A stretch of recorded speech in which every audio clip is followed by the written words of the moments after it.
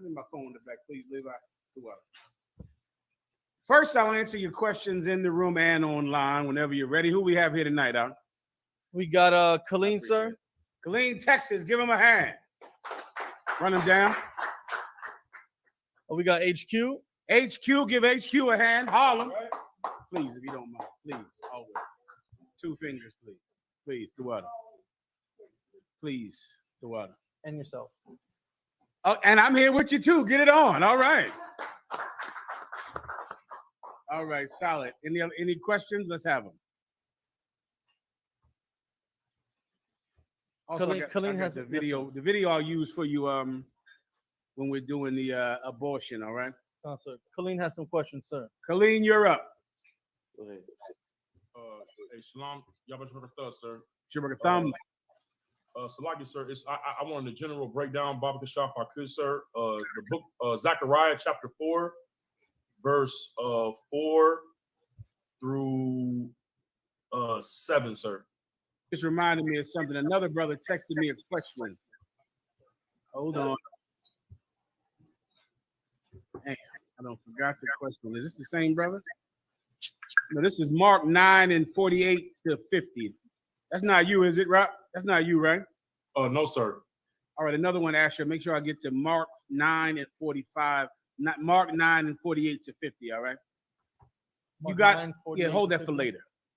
All right, what was your question again, Khan, sir. The book of Zechariah chapter 4, verse 4 through 7, sir. All right. Which is a general breakdown on the one. General breakdown. Go ahead. Khan, sir. The book of Zechariah chapter 4, verse 4. So I answered and spake to the angel that talked with me, saying, What are these, my Lord? Then the angel that talked with me answered and said unto me, Knowest thou not what these be? And I said, No, my Lord. Then he answered and spake unto me, saying, This is the word of the Lord unto Zerubbabel, saying, Not by might, nor by power, but by my spirit, saith the Lord of hosts. You better skip up to what he's seeing. Khan, sir. This is verse 1. And the angel that talked with me came again and waked me as a man that is wakened out of his sleep, and said unto me, What seest thou? And I said, I have looked, and behold, a candlestick of all gold, with a bowl upon the top of it, and his 7 lamps thereon, and 7 pipes to the 7 lamps, which are upon. Do you understand what that is? La, sir, I do not. That's the menorah, or the candlestick in the nation of Israel, that we all hold a depiction of in every Israelite school of the UPK's school. The 7-branch candlestick. Do we have one in here? Yeah, one in here. To you, all right? In Hebrew, it's menorah. In the Assyrian, it's menorah. And this is it right here. Khan, sir. All right?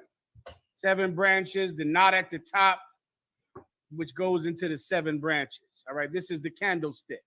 We had it in our temple. There was a giant one of these that lit the temple along with other candlesticks. But this was called the candlestick because it was the largest one in the temple. Everybody understands? You good to go out? Khan, sir. Now, so when he's, my question was about what the angel was telling Zerubbabel, or telling Zechariah about the not by might, not by power, but by my spirit. And then he says, verse 7, what are thou, O great mountain, before Zerubbabel? Thou shalt become a plain, and shall bring forth the headstone, crying, Grace, grace unto it. I can't hear him. There's some distortion. Let me just read. Lower the volume on your end in terms of the TV. Okay. Tell me, where are we at again? Where are we, Asher? We're in Zechariah chapter 4. Go ahead. Right. Salaki, sir, can you hear me now? That's better, Rock. Let me catch up with you, all right? Zechariah 4 and what? Chapter 4, verse 4 through 7. Chapter 4, verse 4 through 7. Stand by.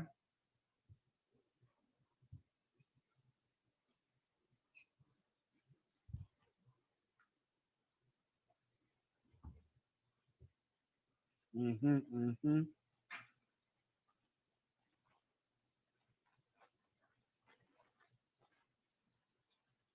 Mm-hmm.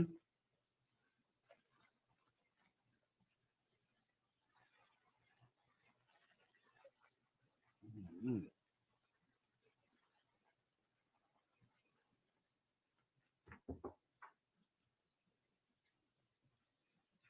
Got you.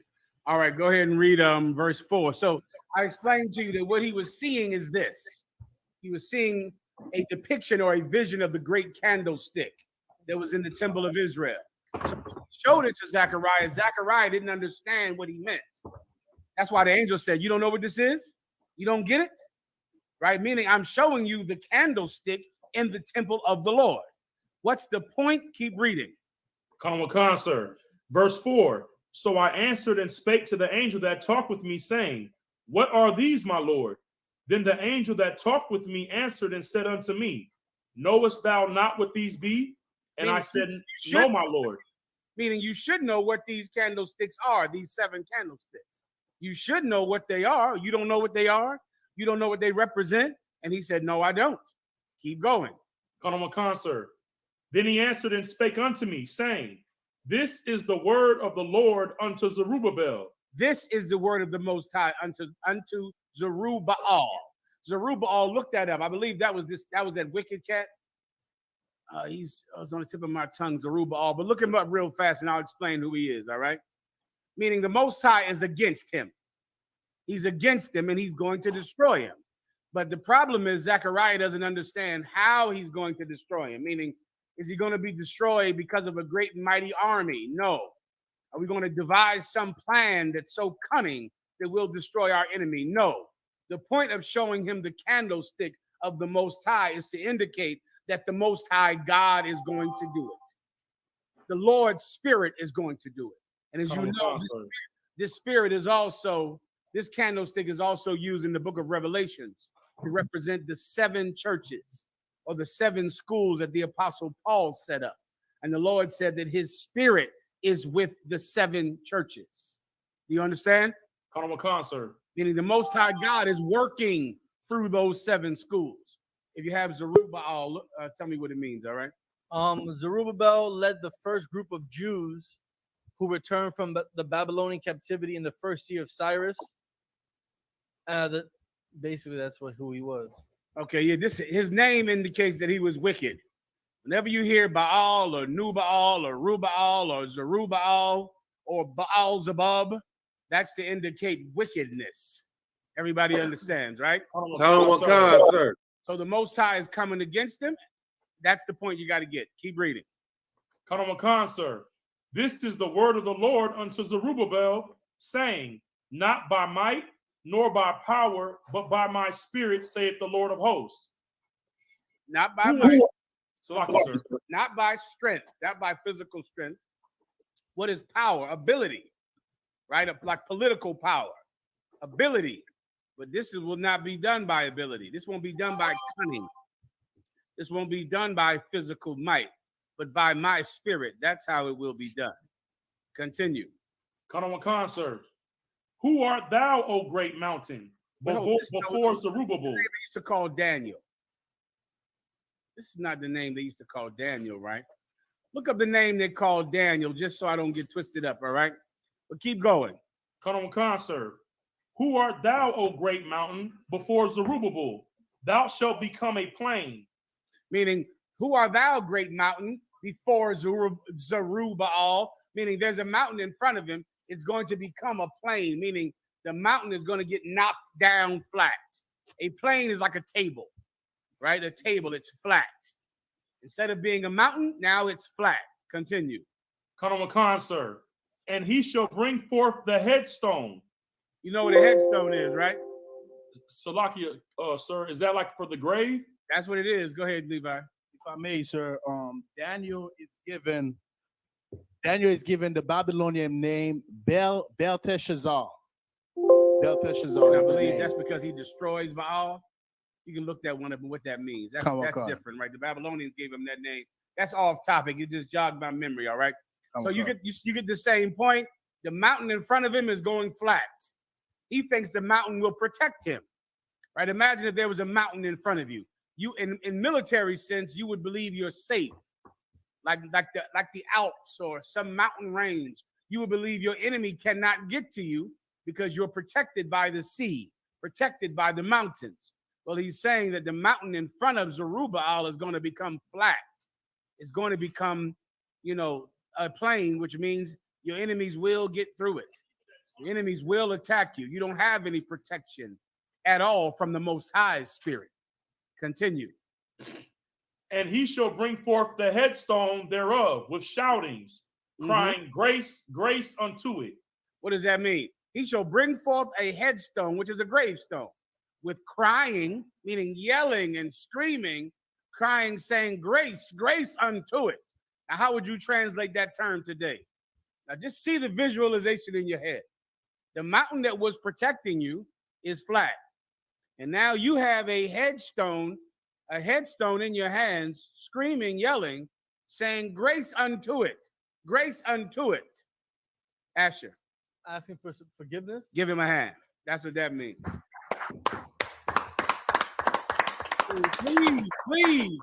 Please don't kill me. Please give me mercy.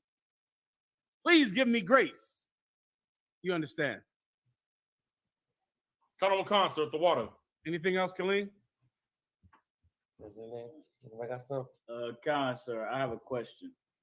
I was scrolling on TikTok, and this ex-Christian pastor, he tried to use the law of jealousy to say that God condones abortions, which, Khan, sir. So yeah, I'm planning to make a rebuttal video against him, and I was seeing if there was a clear this in Numbers chapter 5. One he used. I'm using he's using Numbers chapter 5 verses, I believe, 19 through. This is the proof of abortion. Is that what he said? This scripture is a scripture that validates abortion. That says God approves of killing a baby in the womb, correct? God, sir. All right, go ahead and read. All right, this is Numbers chapter 5, verse 19. And the priest shall charge her by an oath and say unto the woman, let's go above it. Go above it. 2 verses. Numbers 5 and verse 17. And the priest shall take holy water in an earthen vessel. 2 more verses. Come. Numbers chapter 5, verse 15. Then shall the man bring his wife unto the priest. One more verse. Come. You want to start me off where the whole thing starts. All right, come, sir. I got you. Okay. That's what he's trying to get. Numbers chapter 5, verse 11. And the Lord spake unto Moses, saying, speak unto the children of Israel, and say unto them, if any man's wife go aside and commit a trespass against him, that a man lie with her carnally, and he be hid from the eyes of her husband. What's this about? What's this about? If any man believes that his wife has committed a trespass against him, in that she has lied with another man against his eyes, meaning where he didn't see it. So what's that called today? She cheating. She's cheating on him. Right. She's cheating on him, right? That's what anybody in the world would say. And the UPK, we would use the old word, and we would call her a whore. Right. You understand, right? Count. But we're old-fashioned like that. That's right. We would just call her a whore or a slut. That's right. But even the Christian preacher is using this precept. So this is the precept that says, this is the test to see if your woman is a slut or a whore or cheating on you or committing adultery or sleeping with another man. Go ahead. Count.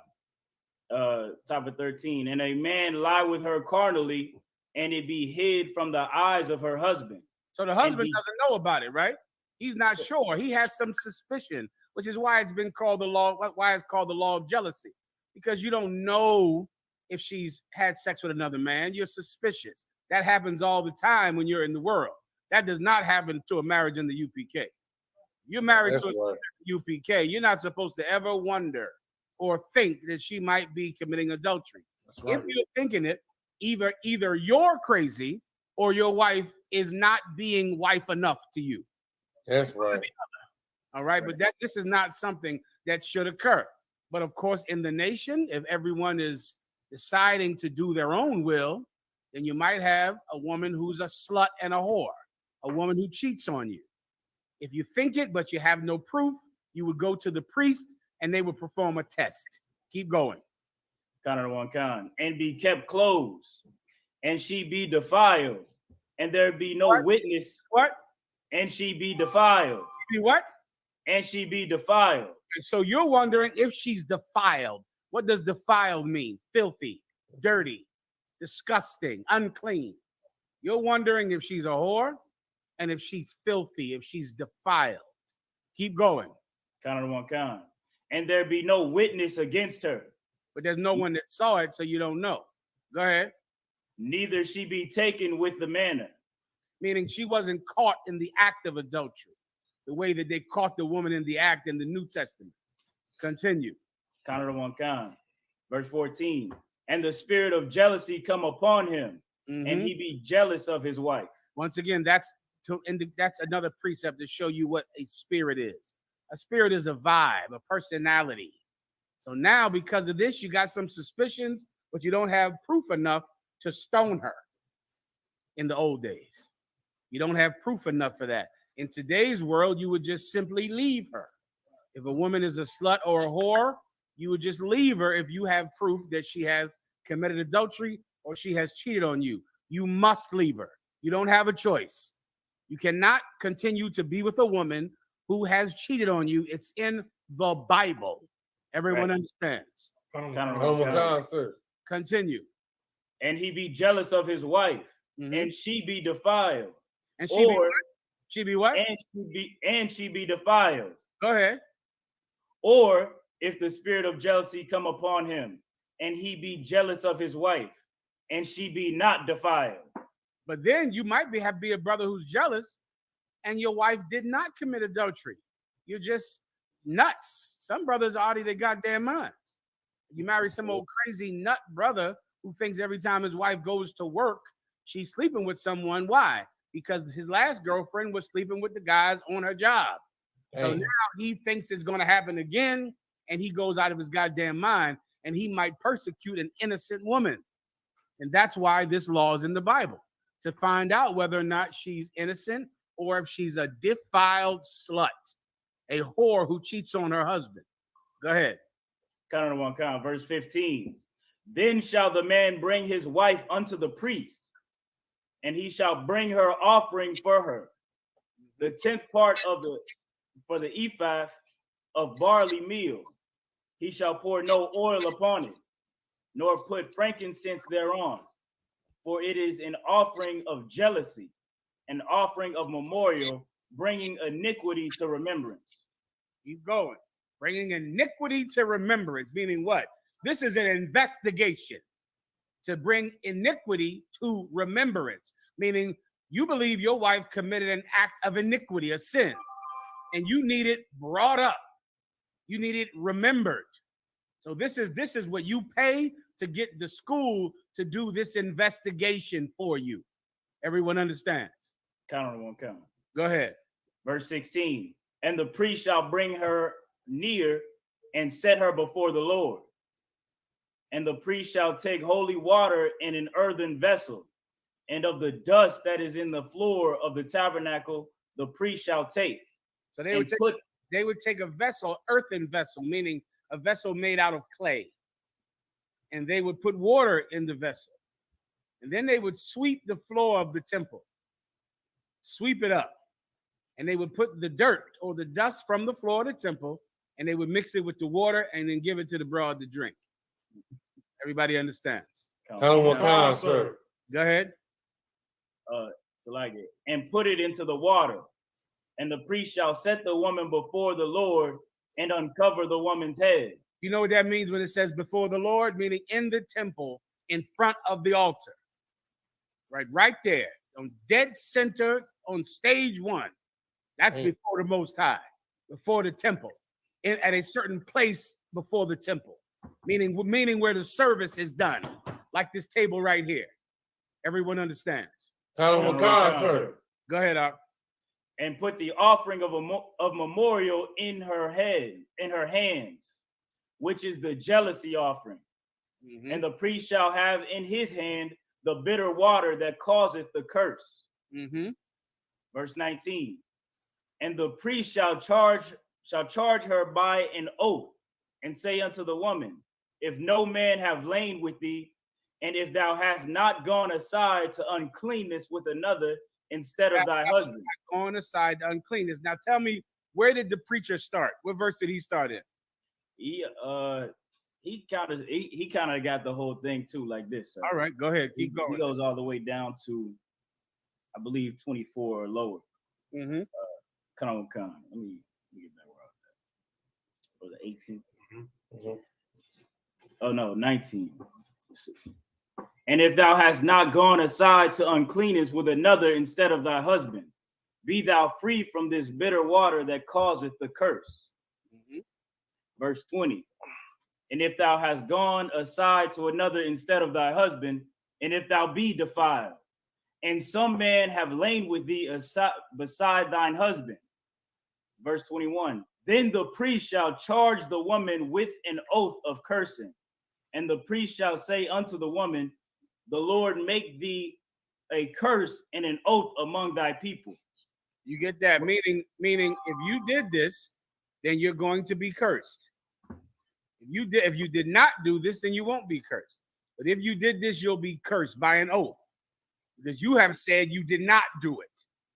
And so if you take this water and drink it, then you did commit adultery, then you're going to be cursed. Continue. Count. Salakia. The Lord make thee a curse and an oath among thy people, when the Lord doth make thy thigh to rot and thy belly to swell. Thy thigh to rot and thy belly to swell.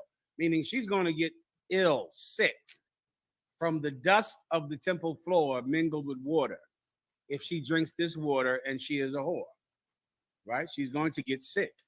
She's going to be sick and a curse from her people forever. She's going to die. Continue. Count. And this water that causeth the curse shall go into thy bowels to make thy belly to swell and thy thigh to rot. And the woman shall say, Aman. She'll say, Aman, meaning so be it, meaning do it. I'm not a whore. I didn't do it.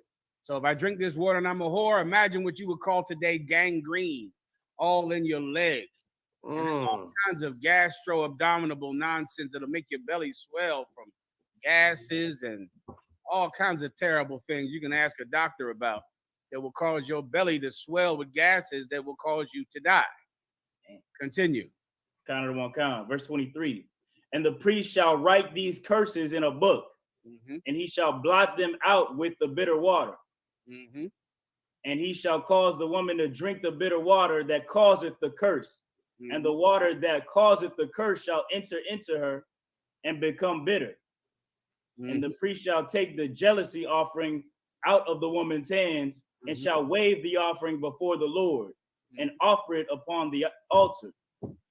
Okay, I think he goes to. Okay, so the preacher is saying what?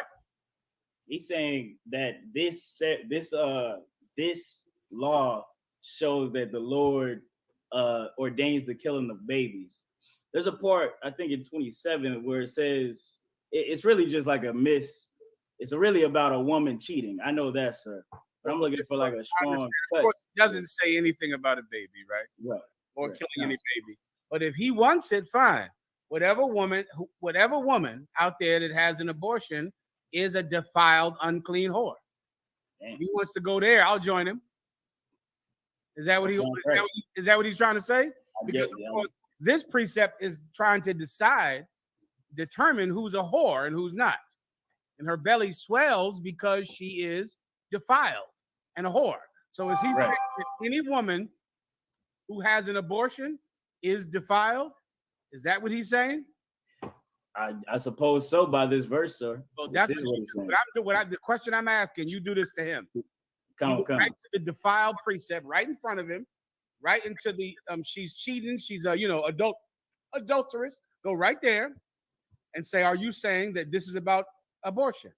So are you saying that any woman who has an abortion is defiled, is Damn. unclean, is cheating on her husband, is a whore? Is that what you're saying? And he'll go, well, Hubbard, I ain't trying to say that. And then when he does that, you go straight, read it right in front of him.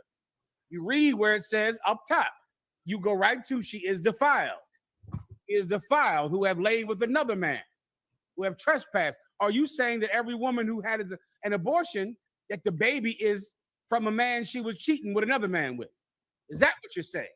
Are you saying the baby wasn't yours and that's why she's having an abortion? Because the baby is not his, because this is an act of adultery. Is that what you're saying? And you just do that and berate him until he cries. And just keep asking him this question. He pulled this precept, and this precept, when you read it, is right there in front of you, is about determining whether or not a woman cheated on her husband, had sex with another man. If you're telling me that every woman who has an abortion cheated on her man, okay, fine. no sweat. All right. If not, I'll give you about 100 precepts proving that abortion is wrong, which is my plan to do tonight. Everyone understands, all right? And of course, in a battle, you can just say, all right, well, just show me the baby part. Just point to the part about the baby. Right. Wait, and just wait. Say it like, okay, well, just show me the baby and then I'll move on. And wait for him to squirm and scramble. Anything else? Blah, sir. That's 12. Yo. Solid. Next. 3 to 1. Oh, Any other zones got questions? Houston? I think we got another. Who got a question real quick? Talk. All right. Houston, any questions? Give Houston a hand. I don't think I shouted them out earlier, did I? No. Houston a hand. Chicago as well. Give Chicago a hand. They up in here. Chicago was the first cookout, right? Yes. The 21st. Fire weekend. Say again. The 21st to the 24th. 21st to the 24th. Fire weekend, Chicago, and of course, Houston. Who has a question? Charlotte is on here as well. Charlotte, give Charlotte, North Carolina a hand. And Nashville. And Nashville. Give Nashville a hand. Come on with it. Chicago, any questions? Nashville has a lecture or something coming up. Or am I thinking July about 16th. July 16th for the lecture out in Nashville? The officer out there, give them a hand. It's on the screen right now. It's on there. Solid. Officer in the shop, sir. Officer in the shock. Most High in Christ, give him a hand. All right. Any questions? Charlotte, any questions? Nashville, any questions? Charlotte, we can't hear you. Hold on 1 second. La. None of the moments. Say it one more time, Mark. La, sir. He said La. Okay.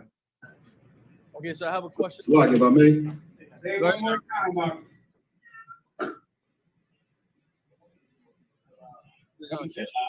Salaki, sir, if I may. Go ahead, Mark. Salaki, if I may. Turn it down on the background. You got- Salaki, General, I got a question on Isaiah chapter 34. Salaki, sir, if I may. Go ahead, Mark. Houston, you got to lower the volume in the back. Salaki, I got a question on Isaiah chapter 34. Salaki, sir, if I may. Houston, you got to lower the volume in the back.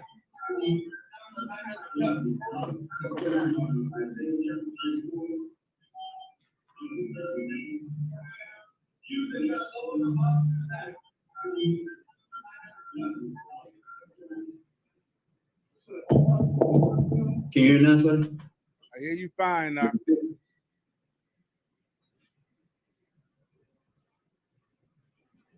Go ahead, Houston.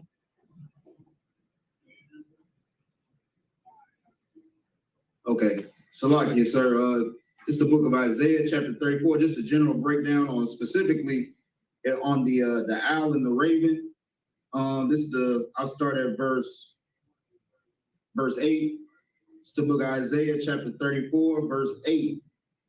For it is the day of the Lord's vengeance and the year of recompenses for the controversy of Zion. Verse 9, and the streams thereof shall be turned into pitch, and the dust thereof into brimstone, and the land thereof shall become burning pitch. Verse 10, it shall not be quenched night nor day, the smoke thereof shall go up forever. From generation to generation, it shall lie waste, none shall pass through it forever and ever. But the cormorant and the bittern shall possess it. The owl also and the raven shall dwell in it, and he shall stretch out upon it the line of confusion and the stones of emptiness. I'm sorry. What's your question? The question more so on verse 11. Go ahead and read that.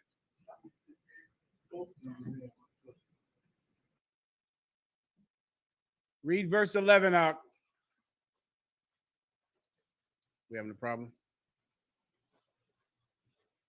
I'm gonna have to move on now. Verse 11. I don't know if he can even hear it though. What was the other one I asked you about? You asked me about Mark 9 verses 48 to 50. Okay, if not, we're gonna go on to if Houston doesn't respond, we're gonna go into that one and then do his question when he comes back. All right. Salakia, sir. Go ahead, Houston. Can you hear us? Salakia. Charlotte, hold on one second, Just Charlotte. wait. Only Houston. Everyone else, put your phones on. Put your computers on mute. All right. Go ahead, Houston. Are you there? Sir. All right. What was your question? On verse 11, the owl and the raven, the emptiness. Right. The owl and the raven. Meaning, do you understand the whole part about the pitch and all that? Sir. Meaning, this place used to be a city. Now it's going to be a lake of fire. It's going to be destroyed forever. No people will be there anymore. It's going to be brimstone and pitch. Do you know what pitch is? Salakia, sir. Is it silence? No, pitch is not silence. Pitch is tar. Tar, like bubbling tar. There are some places where you can just find that, a bubbling oil pit. So they got them out there in LA. Tar pits, right? You know what a tar pit is? You ever heard that before? Sir. Tar pit, like the La Brea tar pits out there in California and Los Angeles, where it's just an ancient hole of tar bubbling up from the ground because oil bubbles up from the ground. So in essence, pitch is like, dirt and oil all combined, and it's tar. Okay, it's tar. So this place is just full of tar and fire and smoldering rock like a volcano. So because of the conditions there, now people no longer live there. It was an amazing city. Now all the people are gone because of the volcanoes and the boiling tar pits and the fire. And now the people are gone. And it's going to be like that for generation after generation. And eventually the only thing that will be there are the owls and the cormorant. A cormorant is like a bird a cormorant lives up there in Sweden or something like that. Oh, look it up. I think it's a black and white bird with maybe a colorful beak, a cormorant. And it lives in secluded, desolate places, this cormorant bird. Meaning now this place is just a home of animals, and owls, but no people are there anymore. It becomes desolated. Where you'll find snakes and owls and birds and no people because of the great destruction of the Lord our God. You understand? Sir. The water. No sweat. Where's the other one? Charlotte? Is that what you said? Charlotte, sir. Charlotte, you're up. Salakia, sir. I had a statement, if I could. Please. Salakia, I know the general might bring it out, but the more and more, the Hispanic people, I've been in this truth for like 6-7 years. Yeah. And the more I'm in here, I realize just seeing the news. I know you heard about the 50 Hispanic brothers that died in that truck, man, and it just proved to me more and more that like the Lord's people is hated because nobody make no big deal out of it. And nobody gives a damn, and there's a great portion of people in America who are happy about it, who wanted it to happen. Come. And that's something I saw. I just came back from Canada, man, And the death and the destruction that our brothers, the so-called North American Indians, are going through up there is insane, and being kidnapped, brother, at an epidemic rate. And on the news over there, it's just like the news here in America. Every terrible thing in the news is blacks and Hispanics in America. In Canada, every terrible thing is blacks and indigenous people. Blacks and indigenous people. Because we're suffering in a Holocaust and dying and being kidnapped. And that was almost 50 brothers and sisters, brother, who died in the back of a trunk, in the back of a tractor trailer from heat, from the heat, which in essence, they cooked to death. That's literally what those brothers and sisters went through in that truck. They cooked to death like in an oven. Like, think of being in an oven and you in that oven until you cook and die. And that's what happened to 50 people today. And they could care less. And there is a great number of people, especially in America, who are happy about it. Like, they're hoping that things like that will discourage them from trying to get into America. And they're happy that they died. And of course, like the officer is saying, besides Commanding General YAHANNA, there would be no love for the Mexicans at all. Please believe that. There is no one that loves the Mexicans more than Commanding General YAHANNA. There is no one that loves the so-called North American Indian more than Commanding General YAHANNA. Without him and the work that you're doing, Lahab and other brothers out there in I.S.U.P.K. Mexico, that hardcore warrior, Yashikar out there, no one would give a damn about Mexicans. They look at Mexicans like they're a nuisance on the side of the road. Right. Like there's someone that are just like a nuisance people who you have to run into outside of Home Depot, like permanent slaves. The same way they looked at you a few years ago down south. Like, hold your points. Like just a nuisance people. But because of the U.P.K. out, the Mexicans will find out the greatest thing that could ever be known to any man, that you are the children of Israel, children of the one true living God, and Jesus Christ died for the Mexicans. How are you? How was shot? Let me get a badge in headquarters. You got it. Yeah, it was someone trying to transport them over into America. And you can imagine how much money they scraped together to be able to give their children a better life. And that's the thing about our rock. They just cannot understand why someone would do things like that to come to America, because they want a better life, even though they did the exact same thing coming from Europe, coming from Ireland. They did the exact same thing. But when Mexicans try to do something to give their children a future, they're looked at like animals. And so, yes, they were in the back of a truck trying to come to America from somewhere. I can't guarantee that they were Issachar. Lahab, do you know what tribe they were? So like, I think there was it might have been some Issachar brothers in there, but I know there was Zebulon. Yeah, our brothers and sisters. And if I could, sir. Go ahead, Ak.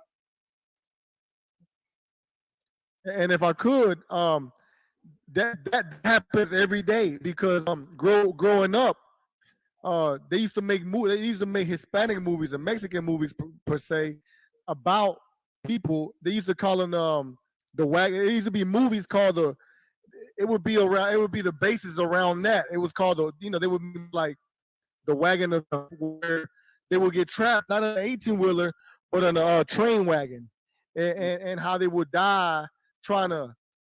The life in Mexico is so bad from the corruption, and I didn't understand it when I was a child, but I understand it now, that the oppressor is the devil the Bible speaks of, and he has all to do with what happens to the 12 tribes.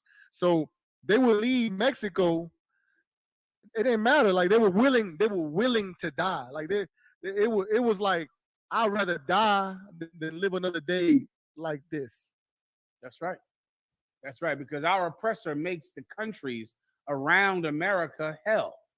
He turns them into hellish places on purpose so that they can't threaten him militarily.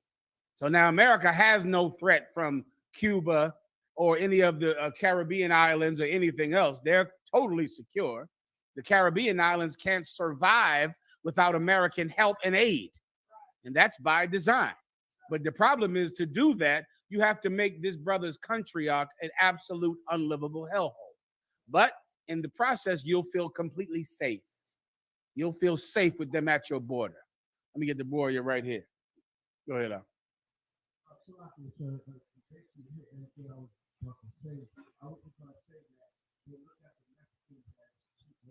That's it. Cheap labor. That's it. Someone to come cut their grass. And so them dying in a truck is not even like people died. You know, it's nothing. But it matters in the Israelite school of UPK, brother. And here it matters because we know that God looks down on the tribe of Zebulun, on the people throughout South and Central America, on the tribe of Issachar.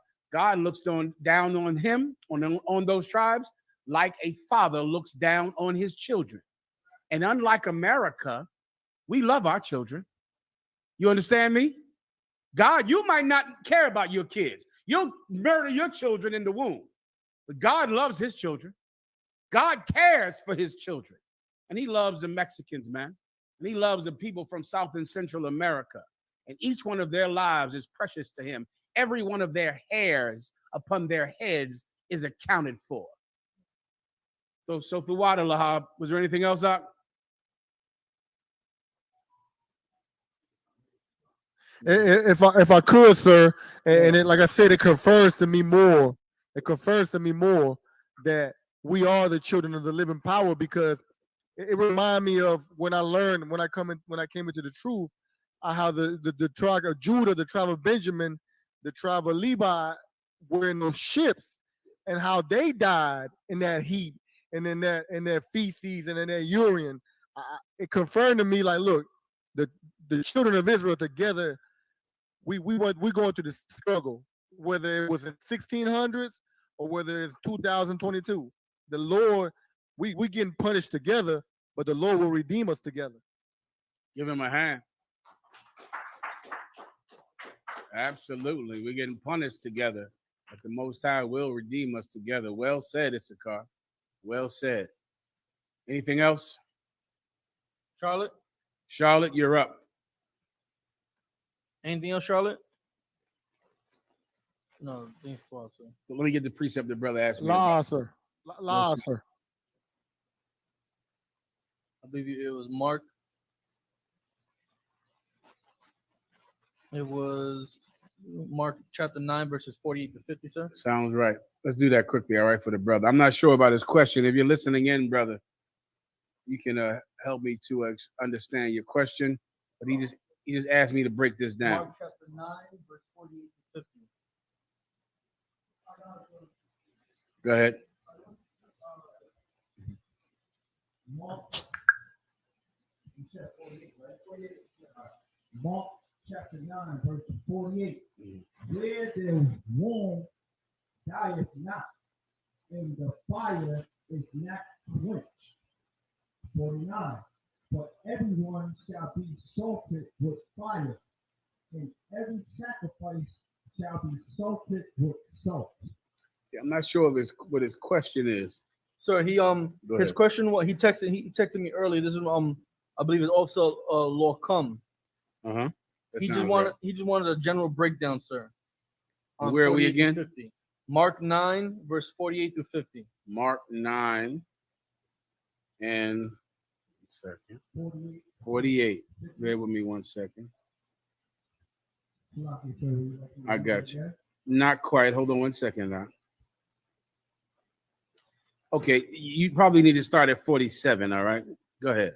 Verse 47. No, I'm sorry. Wait, not there. Salaki.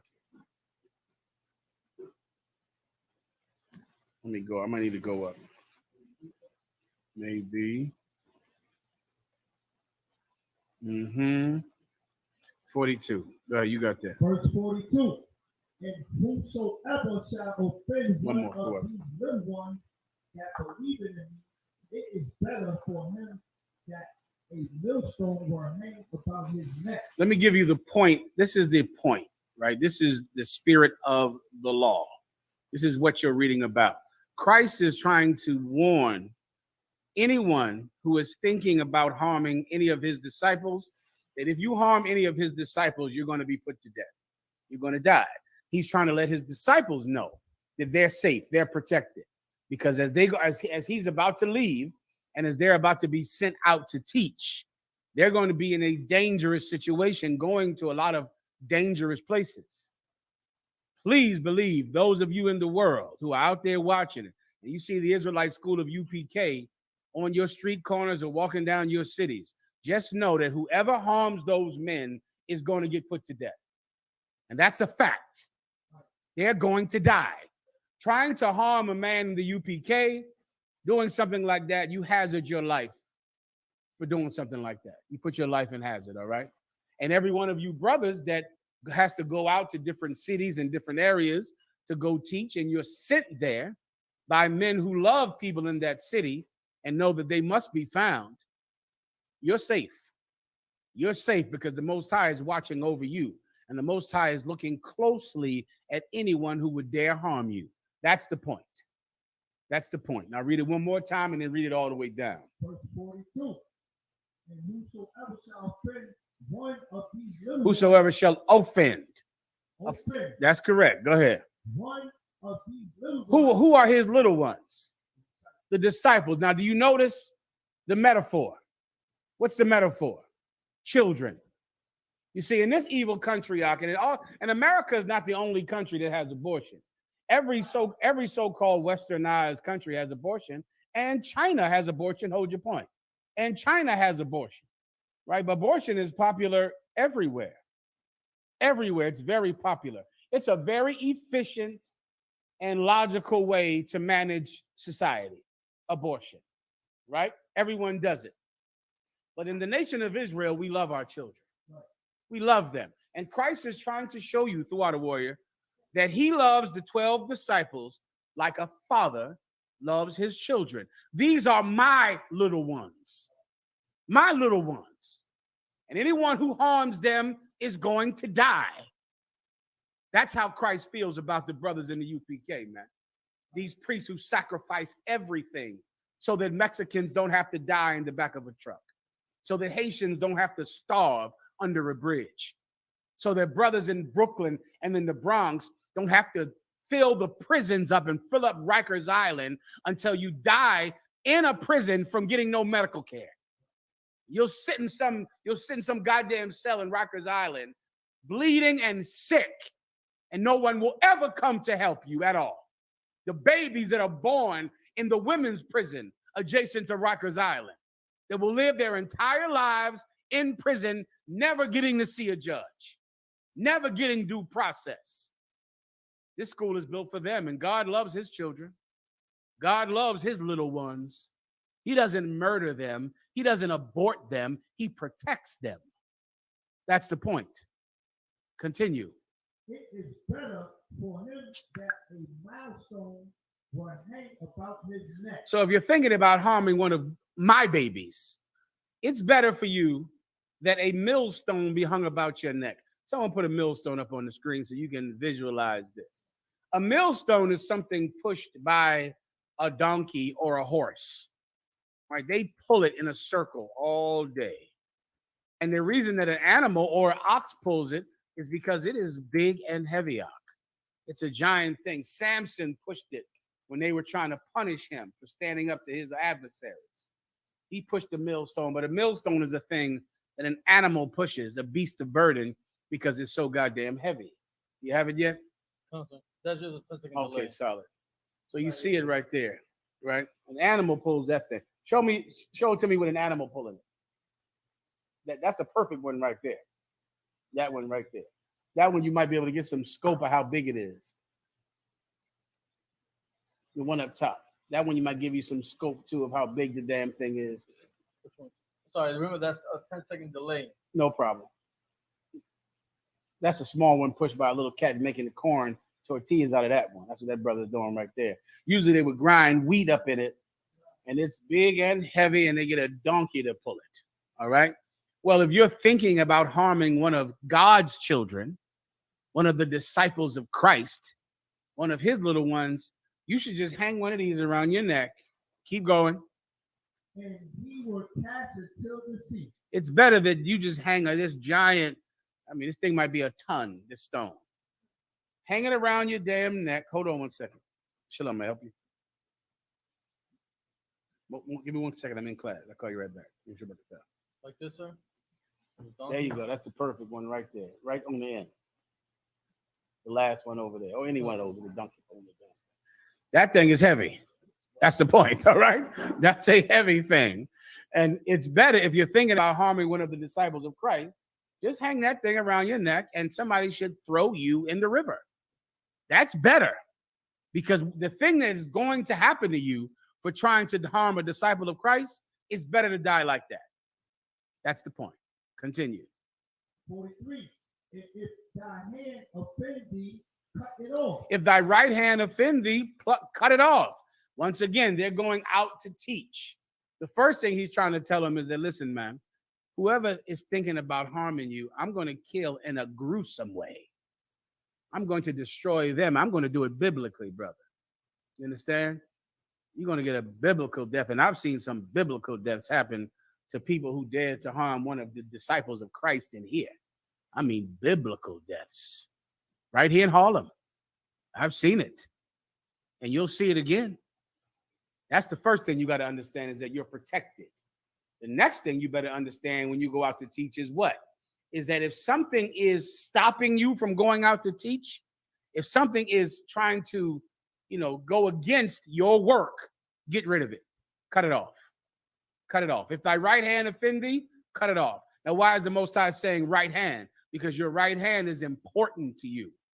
It's important. It's how you write. It's how you fight. It's how you do everything.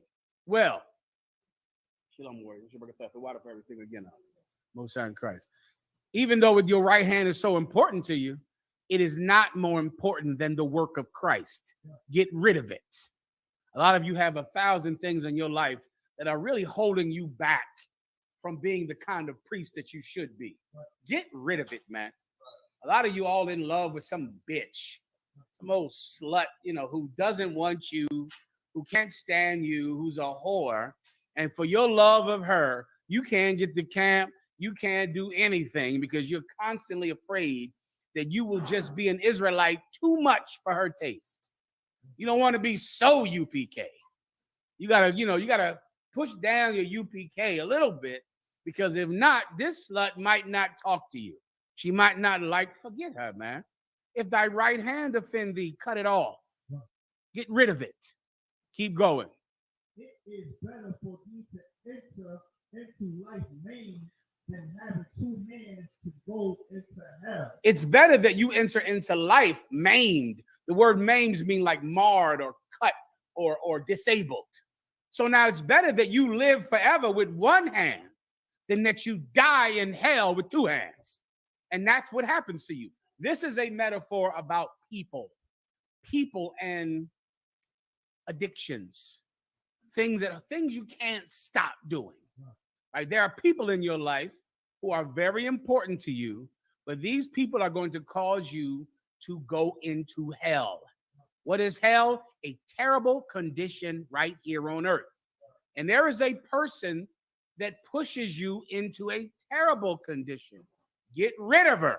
Get rid of him. There is a thing that pushes you into a terrible condition. Drugs is another thing like that. God damn it. Isn't it better to live forever not ever having weed than to have a terrible life getting high all day? Like, do you understand that drugs are stopping you from experiencing a good life, but you are getting high every day? So you're in essence trading a good life for a terrible life that has weed in it. And you make that exchange as if it makes any goddamn sense. If you gave up weed, you would enter into life. You would have a good life. Alcoholism. So many of you are goddamn alcoholics and you're living a terrible life. But if someone tries to get you off of alcohol, in your mind, that's a worse life. It's like your life not getting the drink is terrible. So you're choosing this hellish existence because this hellish existence includes alcoholism. And you just trade a good life for a life with your drug, with your addiction. Come on. Sir, I was just told what planet I come from because I don't smoke weed. I got you. I totally understand. What planet do you come from? The person asking you that out has made a choice that they will never experience the kind of life that you live because that life has to include weed. And you think about the kind of life that is, and you know it already because you lived it. A life of going in and out of jail, making the dumbest decisions in the world, making decisions that could only end up in a terrible outcome, all because you're high all the goddamn time. Get rid of it. Get rid of alcoholism. Cut it off. Get rid of drug addiction. Cut it off. Get rid of some other man's woman who you think is your woman. Cut it off. Get rid of it. Continue. Into hell, into the fire that never shall be quenched. Here we go. Into the fire that never quenches. This is how you know this is not talking about physical fire. This is hell. This is a condition that never ends. See, if I was in actual fire, that's better because someone could come put that fire out. Hell, call a fireman, throw some water up on me. But how do you put out drug addiction? Ooh, it's been going on a while. I think your father was a drug addict, right? Your grandfather? How far would I have to go back to have someone in your family without an addiction? That's pretty far. Right? That's pretty far if you think about it. To find a man who wasn't an alcoholic, who wasn't on crack or heroin, didn't smoke cigarettes. Damn, you might, I don't know how far you'd have to go, but you'd have to go pretty far. You see, that's a fire that doesn't get quenched. You understand? That's a fire that never gets put out. That yearning for drugs. To find a woman in your family who isn't a whore. And a lot of you suffer. If your mother was promiscuous, that's a rough situation to grow up in now. If you grew up where your mother had all kinds of men around, if none of your brothers and sisters none of y'all look alike. None of you. You can't even tell you're related. And you grow up in a home, that's what I had to do today. They asked me for the breakdown on that video where some cat didn't get somebody McDonald's or something, right? Yeah. So remind me to do that, the breakdown on that too, before I do the abortion. On the whole, that video resonated with everybody because that was you. That was you and your brothers and sisters, and you got a parade of men coming in to see each one of y'all. Y'all arguing over whose daddy comes to see the one more. The house is really so divided over whose daddy comes and whose daddy doesn't come. And then the one daddy, he got to feel sorry for everybody. He just got to take everybody to the damn circus, or he got to bring everybody to McDonald's because you live in this is a sad situation. Like imagine the locker. Imagine this is your life. Here, let me describe your life. Your life, imagine from the kid's perspective. Your life is my brother, his daddy bring the cheeseburger and French fry. My sister, her daddy bring cheeseburger and French fry and chicken nuggets. My daddy don't even come, so I didn't got no cheeseburger and chicken nuggets. So your whole life is who? Do you have the daddy that will bring the chicken nuggets in? Or do you have one of the daddies that will not give the chicken nuggets? And you're sitting there, and the woman is mad at you because she needs all of the men to bring in the proper amount of chicken nuggets to all of the kids. That is your life. You telling me that's how you want to live? Is that it? So life is going to be of making sure that all of the baby's daddies bring a 20-pack in, which is the only solution now. You got to get the 20 nuggets out. You got to go get that 20 piece. Okay, here's a solution. You know that the woman you chose has 5 kids. One of them is yours. You got to get 2 of them 20 pieces out. Bring that 40 piece in that crib out. I don't see what other choice you have. Okay, I don't see what else you're going to do about it because you've chosen to get in line behind all the rest of these cats and to have a baby with her. You're going to have to bring 2 20 pieces up there into the crib. Or you could stop getting high and choose better women. Or you could stop getting high and stop being a whore. Like there are things you could cut off in your life that would make your life better. Or you can just be satisfied with the filth you live in. It's better to get rid of it. It's better to not be in that fire that never gets quenched. Continue. 44. Where the worm dieth not, and the fire is not quenched. Now, why is he saying this? Where the worm doesn't die and where the fire does not get quenched. What's the point? What is he trying to tell you, stupid Christian bitches? Excuse my language. What is he trying to tell you? Come on, Levi. If I may, sir, he's basically saying if you don't get rid of this evil thing that's stopping you to do the Lord's will, the worm is gonna still come into your life. That fire is gonna still burn your butt, your behind. You're almost there. You're right. Come on, about you.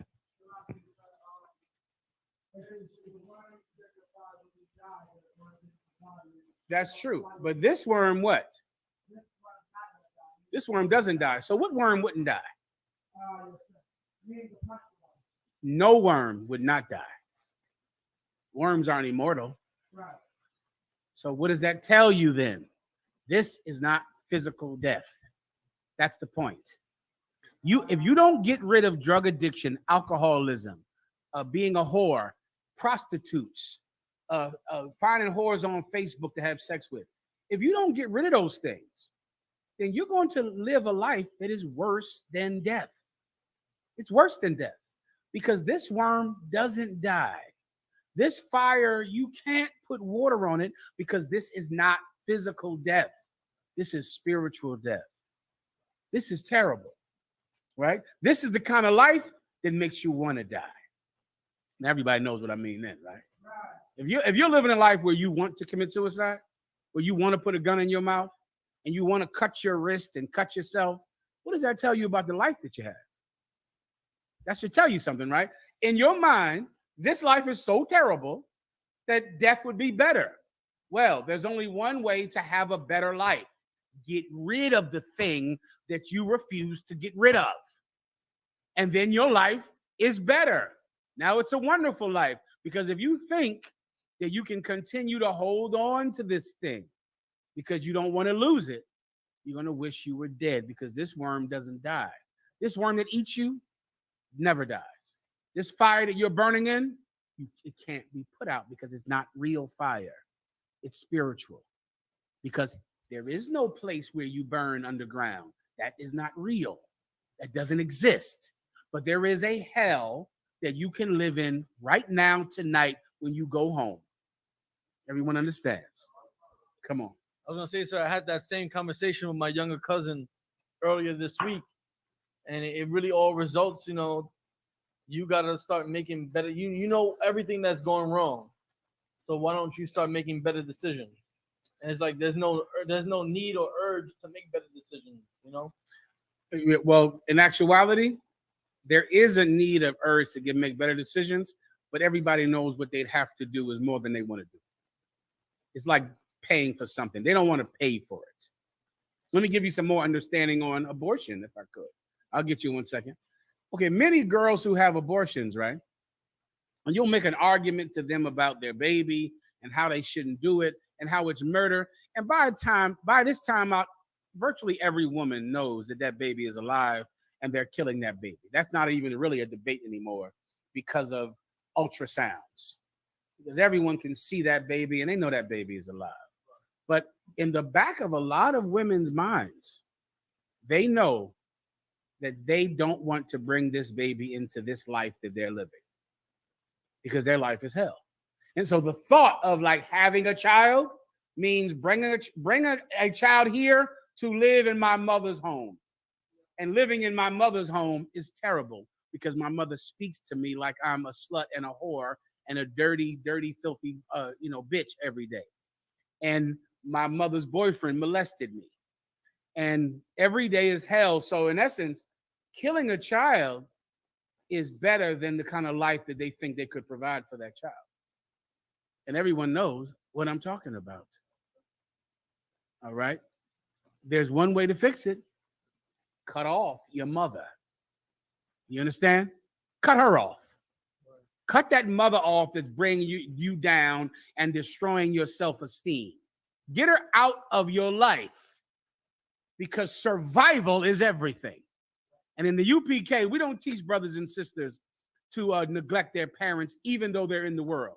And we don't teach you that you have to hate your brothers and sisters who you are physically related to. But we do teach you to survive. Everything has to survive. And if it comes down to survival or friendship with my homie, get rid of the friendship. If it comes down to survival or talking to my mom every day, don't call your mom every day. Because it's better that you enter into life with one hand than to live in hell with two. Everyone understands. Let me keep going. Next.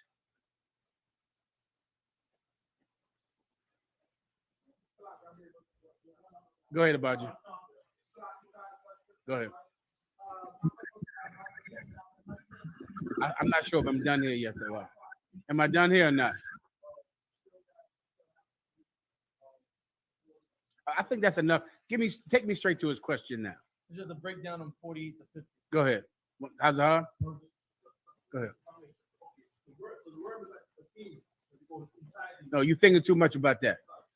The worm doesn't die. The fire can't be quenched. That's the point.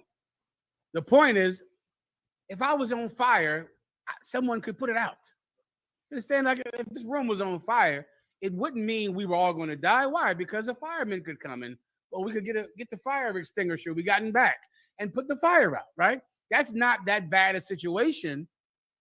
But this fire, fire extinguishers don't work on this fire.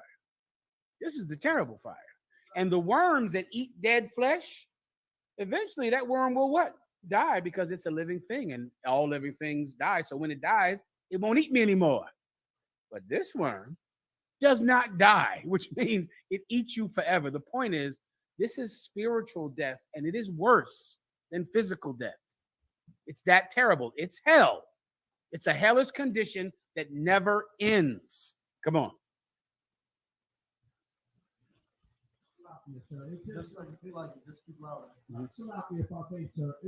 This is black talk, basically. Yeah. Uh-huh. It's hot out here. It's burning. Bingo. That's exactly what it is. It's spiritual, and the point that's trying to be made is this is too terrible for you to not give up the thing that you don't want to give up. It's too terrible. It's just never ending. And if you ever been addicted to anything, that you know what I'm talking about. Like the brothers and sisters on that heroin and on that crack and on that those pills out. For those of you brothers out there taking those pills, they love Percocets. Percocets, that's heroin. That is heroin. You can go look it up. I've done all the research. I went to a conference in Washington, D.C., I think 3 weeks ago, a conference for 3 days, and learned everything about drug addiction, my God. And in there, they said that it is heroin. And that's why it's so addictive, because it's not, heroin and then this is Percocet. It is heroin in pill form. It's the exact same thing that people would shoot into their veins everywhere in Harlem and in the Bronx. Methadone. I'm talking about Percocets. Okay. I'm talking methadone absolutely is heroin, and Percocets are heroin. That's heroin. I just came back from the conference. You can look it up your damn self. Anything that is a opioid, which is why it's called a opioid, because it comes from opium, because it's heroin. You understand? It's heroin in a pill form, and you can't stop, but you must stop, because if you don't stop, your life is going to be hell. Except this burning, you can't put out, and this worm doesn't die. It's a hell that will not stop. It will just continue. And guess what? And because you're a drug addict, because you pop perks and pop pills, your kids are going to do it. If you want the surest indicator to whether or not children will be on drugs, just look at the parent. That's what's going to happen. Your children are going to get high because you do. And then it is nonstop, endless, generation after generation. You understand? Come on. Nice and loud.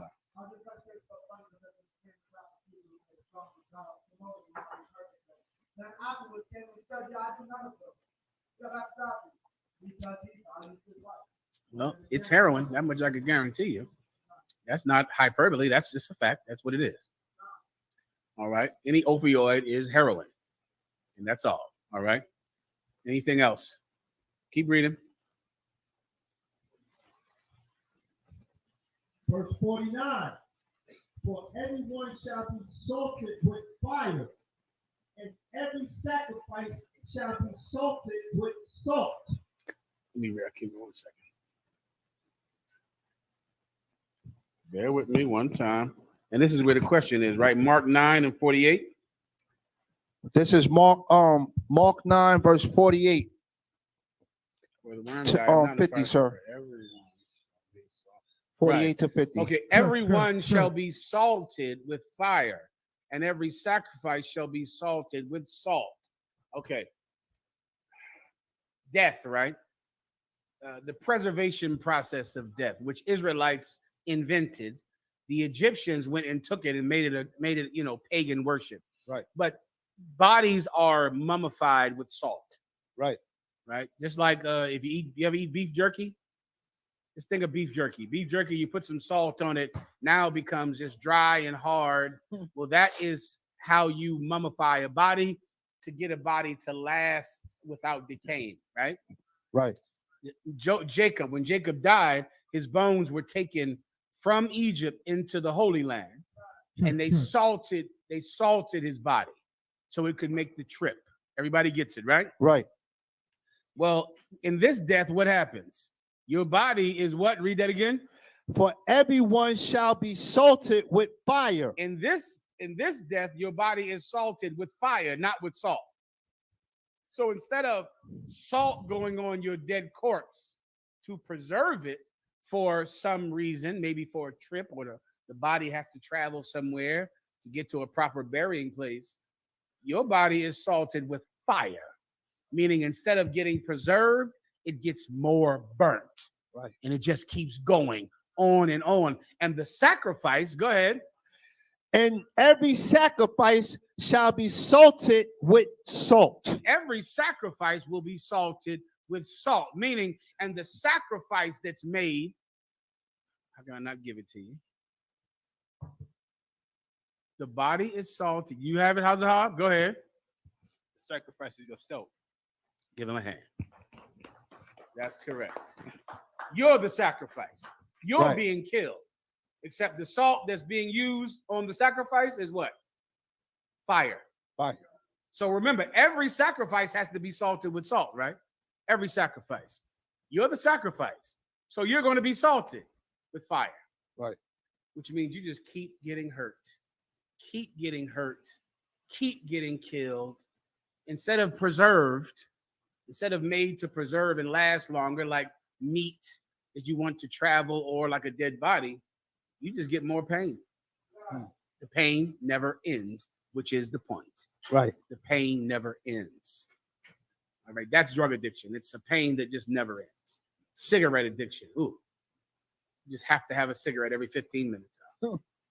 Every 15 minutes. Like if you could fathom how much of your life you devote to smoking, it's wild.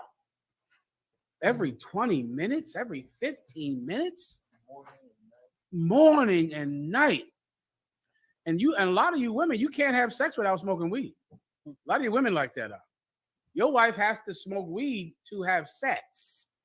She can't even just enjoy her husband because she has to be high to have sex.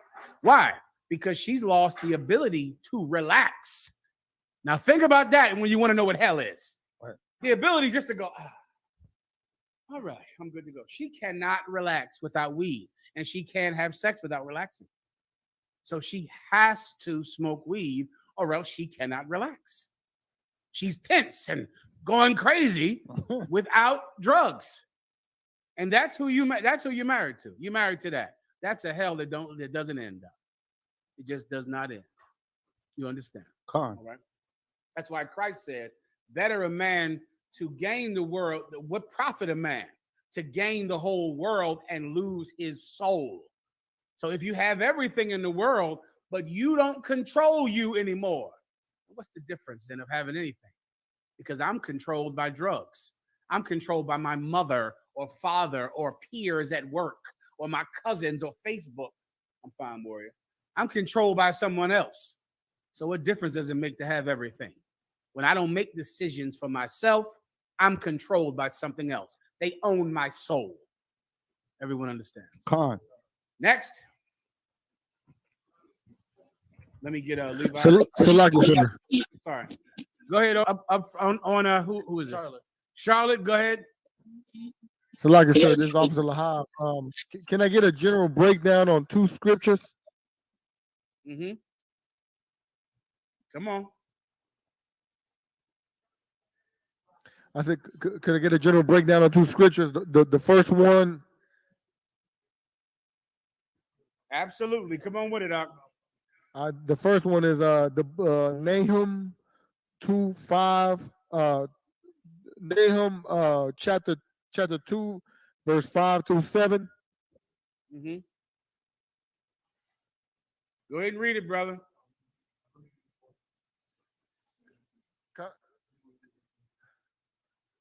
Ain't no 5 through 7. 2, 5 through 7, 5 through 7. All right, Count of sir. The book of Nahum, chapter 2, verse 5. He shall recount his worthies. They shall stumble in their walk. I can't hear you, Levi. They shall make haste.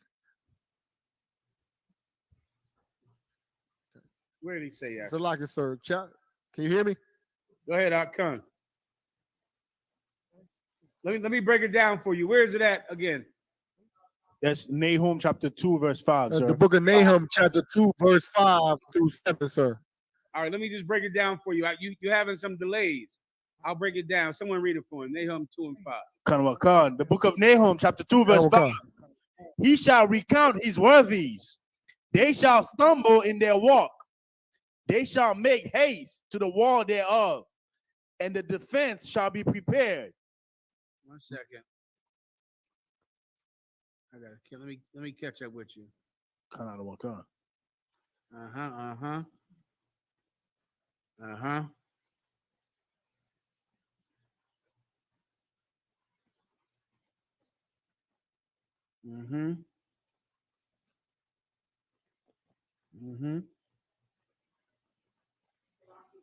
Go ahead. I think you're right.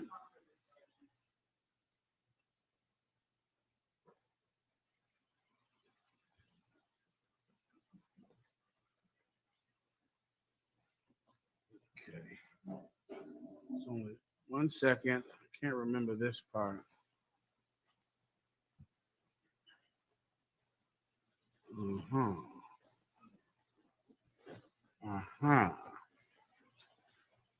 Did he say the 5 or to 6?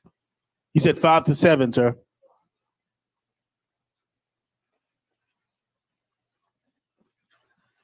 This one, I'm only about 75% sure. Hold on, let me catch it up again. Okay. I got it.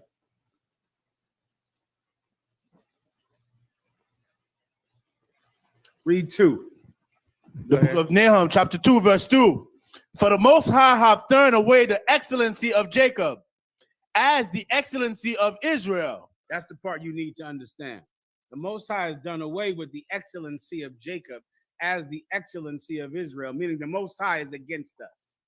This is about the fall of Jerusalem, the fall of Israel. The Most High is deciding to allow our enemies to overtake us. That's what you need to understand. Go ahead. For the emptiers have emptied them out. For the emptiers have emptied them out. That's like saying the thieves have stolen everything. And our oppressor has emptied us out. The Chinese have emptied us out. The Japanese, the Africans, they've stolen everything we have. The emptiers have emptied us out. Go ahead. And marred their vine branches. And marred our vine branches, meaning we had beautiful vines growing. But these emptiers, these thieves have cut them. So now all of our beautiful crops and our vegetation that we used to have, it's gone now. because it's been stolen. Continue. Verse 3, the shield of his mighty man is made red. The shield has a heart.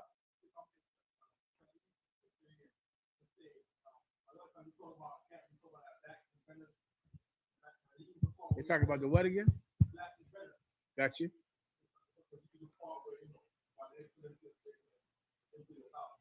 Yeah, you can. Come. Keep going. The shield of his mighty man is made red. Meaning the mighty men are talking about the mighty men of the emptiers, the heathens. They're mighty men. They're soldiers. They're cavalry. They're police. Their shields are made red. Why are their shields red? Because our blood is on their shields. Right? We're bleeding on their shields because they're destroying us. They're killing us. Continue. The valiant men are in scarlet. The valiant men, meaning men who are brave, they're drenched in blood because they're killing us.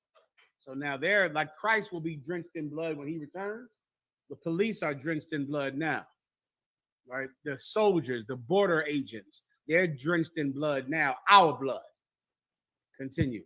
The chariots shall be with flaming torches. Right, their chariots have flaming torches coming out their chariots, right? They're weapons of war. Weapons of war that absolutely, destroy us. Flaming arrows coming out of chariots. Keep going. In the day of his preparation, Mm-hmm. and the fir trees shall be terribly shaken. Right, meaning when he's prepared for war, now the fir trees are shaken because of why? The armies, the chariots with the weapons and the fire and the shields. Keep going. Verse 4, the chariots shall rage in the streets. Just imagine being invaded. The police do that right here in New York. I watched the video, brother, I think it was in Brooklyn now, where the police went up into a building in New York and came out with a robot. I said, damn. I said, they're not killing us enough. Pull this video up. It was a robot walked out of the building like RoboCop, a dog. A robot dog. And can you imagine the... Say again? Is it yellow? It was a robot dog. Hell, how many of those could it be? Pull that up.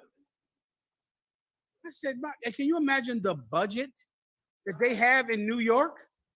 It's like a country. It's like the budget of a country when you can just go and you want to invade, right? You want to go and, kick in the door of a project department in Brooklyn and you bring a robot up the damn stairs. Yeah, it was I know MIT was working on it. They created a yellow one. Where's it at? Okay, it's a 10-second delay. Oh.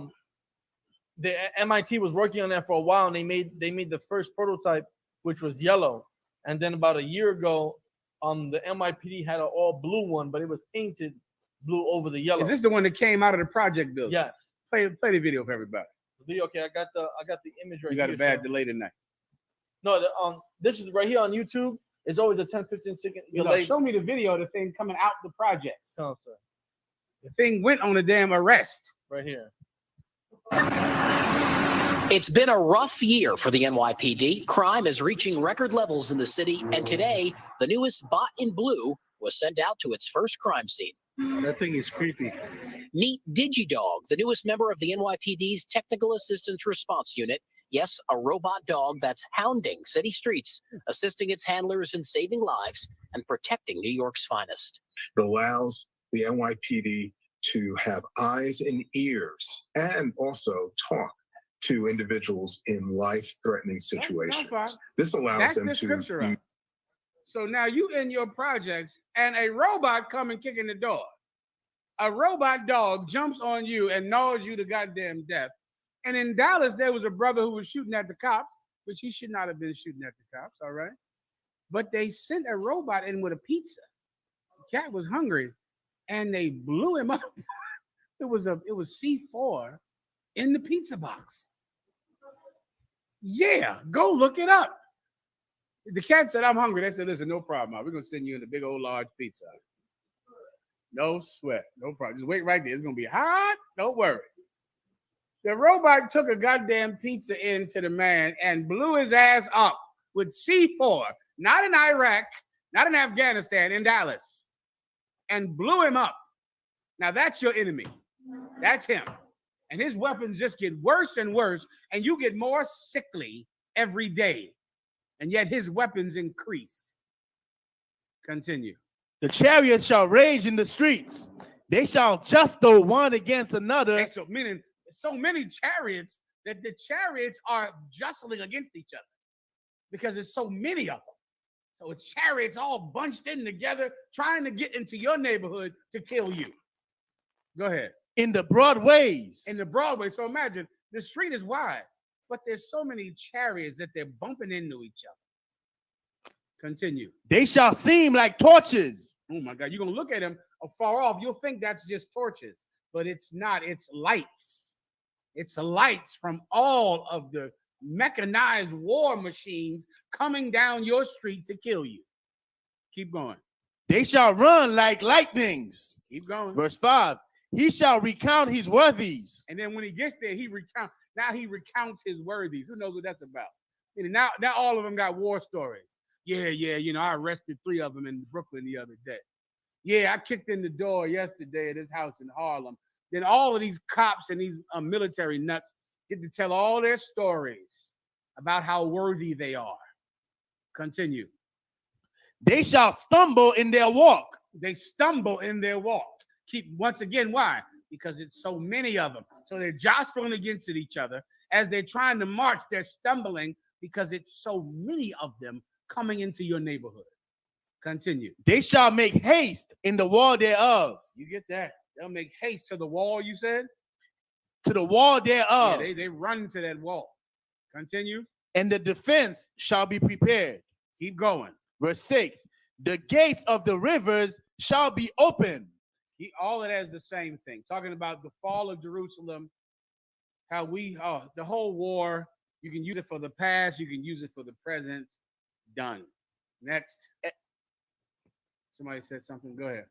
So I have a question, and Nashville has a question as well. Let me get Nashville. Go ahead, Nashville. Salaki, sir, can you hear me? I hear you fine. Okay. What scripture could I use as a reference to the Lord, almost like using an insect to bring down an economy? Insect to bring down an economy. Is that referring to something in the news? It's referring to something like in the past, like the cotton industry. During slavery, part of it was brought down by an insect.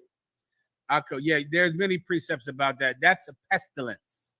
Okay. You can refer to pestilence back in Egypt. Right? That's literally what it is. And the reason that the bug destroys your economy is because the bug destroys your cash crop. Right? Crop that you make all your money with, like cotton or wheat or corn. And that's a pestilence. And the minute the bugs eat all of the crops, then you can't sell the crops, and then your economy fails. Okay, come. You just look up pestilence. All right. There's a few specific ones about the moth. You can find. I would look up that moth, but definitely pestilence is what you're looking for, especially in Egypt. All right. Come. The water, sir. No sweat. Next, Asher. So, are you familiar with the Supreme Let me Court? get some ice, please, if you don't mind. With the Supreme Court, and they're overturning the strict gun rules. I am. How is that going to affect New York? And okay, there's a good precept about this, right? Give me the precept where the Lord said, "Be ye wise as a serpent." Someone called me about this recently, right? Give me wise as a serpent. Okay, the different in New York, right? Recently, New York's gun laws have been, the most terrible gun laws in all the earth for years. Might be 30 years or something like that, or worse than that. Where 1915, damn, where you could not have a gun in New York since 1915, although having a gun is a constitutional right everywhere in America. But in cities like Washington, D.C. and New York, they would just find a way to make it so difficult that even though you have a right to get it, really you can't meet the requirements to get it. Although you can get one, but of course you got to wait 2 years, sign this out. In New York, you had to have a legitimate reason for needing one, which meant only cops could get one or ex-cops could get one. Donald Trump had one when he was over here stealing everybody's damn apartment building. He had one. But really, ex-cops and cops were the only people that could get one in New York. In D.C., it was the same way, where you really cannot get a gun at all unless you're a cop or an ex-cop, or you can prove that you need one. Lo and behold, the only ones that actually need one are cops and ex-cops. And Chicago was the exact same way. Now, of course, these cities have terrible murder rates, all right? Even though no one can actually have a gun legally. But of course, that doesn't stop criminals from having a gun because they don't give a damn about the law anyway. So in essence, you have cities where only criminals have guns. That's it. So the cat that's going to rob you, he has a gun, but you do not have a gun to defend yourself. The person that's going to shoot you in your head, they have a gun, but you have no ability at all to defend yourself at all. And of course, the murder rates are through the roof in New York, Chicago, Philadelphia, places like that. So this week, the Supreme Court, at the same time when they took down the Roe v. Wade decision and repealed that, they also settled a case in New York proving that it is too difficult to get a gun in New York, and it's so difficult that it is taking away the Second Amendment right of people in New York to have a gun. So now the government is going to try to find a way to get more people to have legal guns. But don't celebrate, because more than likely these devils will find a way to stop you from getting a gun in New York. But it will be made easier in some way. I can't guarantee how easy it will be. You get my point. But it was a move forward into a person who is not a criminal being able to own a firearm in New York. That happened this week. All right. Now, someone asked me about this precept. Read it for me real fast. Matthew 10:16. Behold, I send you forth as sheep in the midst of wolves. Be ye therefore wise as serpents and harmless as doves. Be ye therefore wise as a serpent and harmless as a dove. What does it mean to be harmless as a dove? Anyone online, you can answer as well.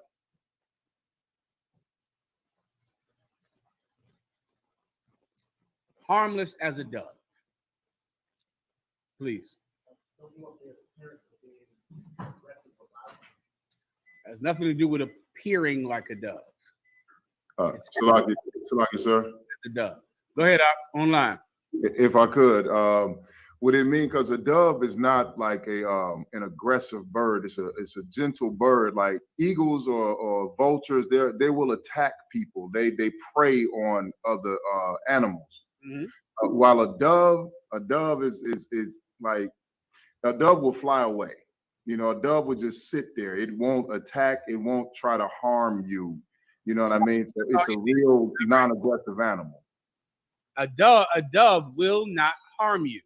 A dove will not attack you. That's what it means to be harmless, where you don't attack anyone. You are not the aggressor. That's what a dove is. That's what it means to be harmless.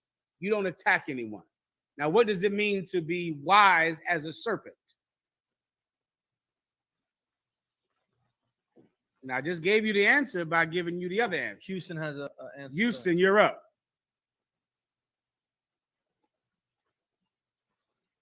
You got to unmute yourself.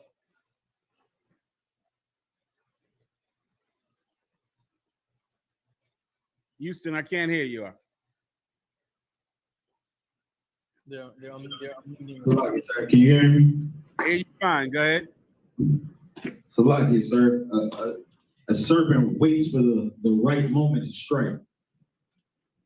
No, because if I'm waiting for the right moment to strike, then I'm not harmless. Right? What does it mean to be wise as a serpent? Give him another shot. One more shot, then I'll send it to headquarters. Go ahead. Is that Houston got his hand up? Khaleen, go ahead.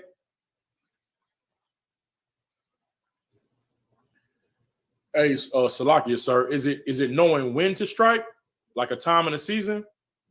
No. Okay. Oh, it's simpler. It's just the opposite of harmless. Levi. If I may, sir, it means to be cunning, No, I can't give it to you up front right here. Let me get this brother right here. To be proactive. What does that mean? Knowing when to protect yourself. I'll take that. Give him a hand. All right. Here's what it means simply. Remember, Christ told his disciples to go out and buy swords. He told them if you didn't have a sword, to sell your cloak and buy a sword, right? Christ believed in self-defense, in defending yourself. Be harmless as a dove, meaning don't attack anybody, but also make sure that they don't attack you. And that's what a serpent is. A serpent is what? He's making sure that you can't get him. You understand? He's making sure, because he won't attack you. But if you try to attack him, you're getting the fangs. You understand? Right? And responsible gun ownership can be part of you being wise as a serpent. You understand? You have to have the ability to protect yourself. Just don't go harm anyone with that ability. You get my point? If you in the UPK, you know, we train to fight, and we train in the Yad Kara, which is the traditional fighting that we learned in the UPK since, you know, head priest Yeshaya was laying on beds and nails right down here in Harlem. All right, it's something that we've always practiced all the time. Because the brother down here in Harlem, I forget his name. Oh Lord, never mind. But you get the point. We've always been into self-defense. Come on. I saw the picture. Yeah, I saw the picture. I'm laying flat on that bed of nails. I looked right at it. Okay, a lot of other things too. This brother with these cops down here, in Harlem, where these cops walked up on him, and that was it. Okay, this was back in the day, though. Okay, this is before Commander General YAHANNA brought good order and discipline to this school. But he beat these cops damn near to death. And then they went and beat him closer to that, to death. And part of that is because we always trained and we always knew how to fight. But we don't know how to fight to assault people. We don't know how to fight to rob people on the train. We learned how to fight so that we can defend ourselves, but we would never attack anyone. Wise as a serpent, harmless as a dove. You don't ever attack anyone, but you also make sure that they do not attack you. Now, responsible gun ownership can be part of that. It's not the only part of it, but it can be a part of your ability to defend yourself. And if you're in the UPK, you have to be able to defend yourself. You don't have a choice. To come into this school means no one in this school is some old, we don't wear purple shirts around here. Like in here, you're going to have to learn how to defend yourself. You're going to have to learn how to defend your camp. If you don't want to ever be forced to defend someone, you're in the wrong Israelite group up. Because in here, it could happen. In here is something you have to be training for and thinking about because it could happen. You understand? At the same time, we'll never attack anyone. We'll never rob anyone. We'll never pull a gun on someone to rob them. But you could get a gun pulled on you if you attempt to rob us. That could happen. Everybody understands, all right? That's wise as a serpent, harmless as a dove. If you're in New York and if you would like to own a gun, there might be a path for you to do so legally and responsibly. Everybody understands. If you're able to do it, then the UPK encourages responsible gun ownership, responsible men who learn how to fight, responsible men who are willing to take up the burden of being a protector, which is your job. Everyone understands. Now, with that said, here's what you better watch out for. Most guns that people buy, they put in their own mouth and shoot themselves with. Remember that. Okay, as you're thinking about a gun like, I'm going to defend my family, I'm going to defend my wife, go, if you don't mind, look up the majority of gun deaths in America. Do I got to do this? Is this necessary? It's cops, right? Look it up. Just look up the majority of gun deaths and what are the majority of gun deaths. All right. You hear about gun deaths every day, don't you? All of these murders, the majority of gun murders.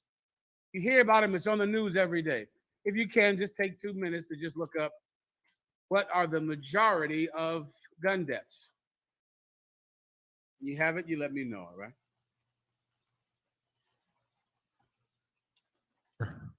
How's the hob? Nice and loud. Microphone. If anyone online has it, you can tell me as well. Go ahead. This is from the American University Radio. Majority of U.S. gun deaths are suicide. Yeah. With all of the talk, whenever you hear that about that gun number, the number of deaths is amazing.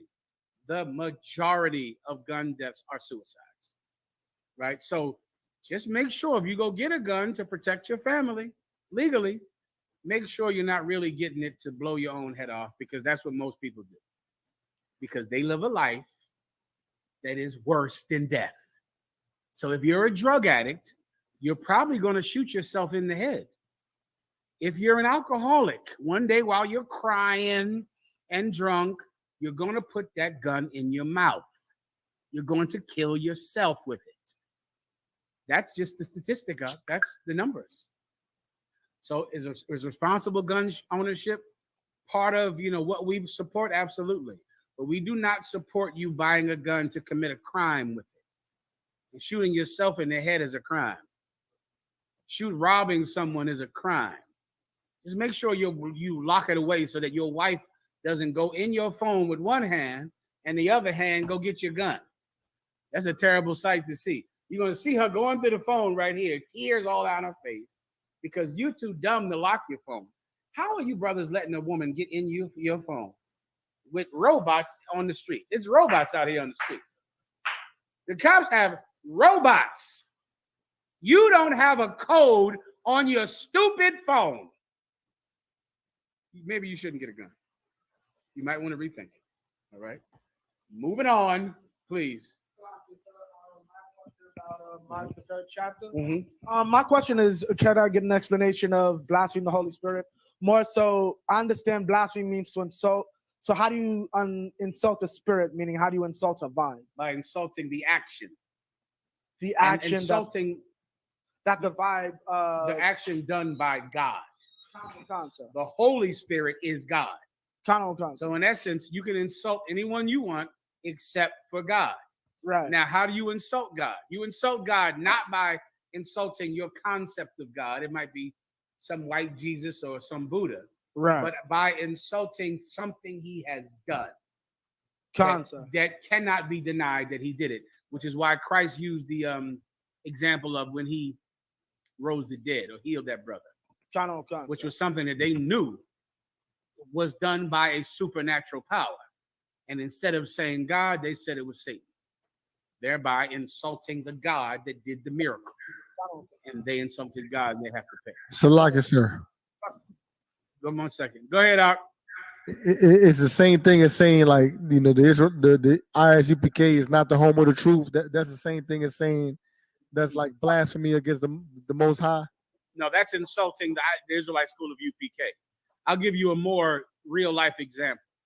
When white people or when oppressors get on their knees and kiss our boots. Now that's something that when people see it, they can't believe it. It's like a shock. Like, what? What are they doing? Why are they down there kissing their boots? They know it's supernatural. And to see it and go, Satan has those white people kissing their boots.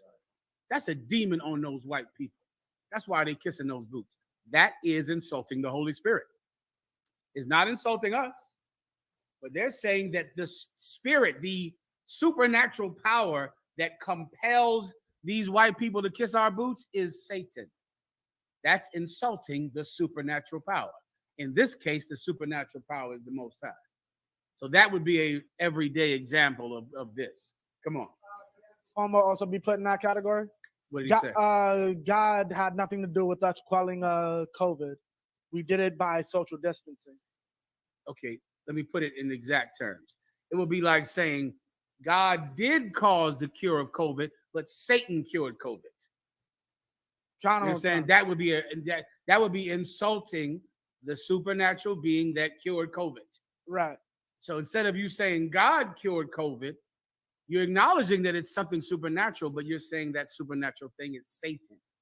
Now, if I say I cured it, not God, then I'm saying God is not even involved in this. Right. But if I say a God is involved with this, and the God involved with this is the God of demons, right, is Satan, then I'm insulting the God that cured COVID. Can I get 29? Go ahead. This is Mark 3:29. But he that shall blaspheme against the Holy Spirit hath never forgiveness, but is in danger of eternal damnation. Okay, I understand you broke this down like you can get forgiveness, which is what 28 says right before, but you'll receive a type of punishment if I can. No, you will not get forgiveness. You're going to pay for it. And you're in danger of what? Eternal damnation. You're in danger. Does it mean that the punishment is eternal damnation? No, you're in danger of it. Meaning the punishment could be eternal damnation. You will get a punishment because you don't get forgiven. It said it right there. You just read it. Right, Con. So you're not, like, for instance, let's say you did something to me, I forgave you, which means nothing happened to you. Right. Let's say you did something to me and you had to pay a fine.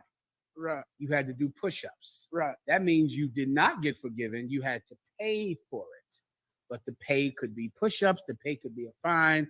The pay could be you getting kicked out of the school. Right. You're in danger of getting kicked out of the school.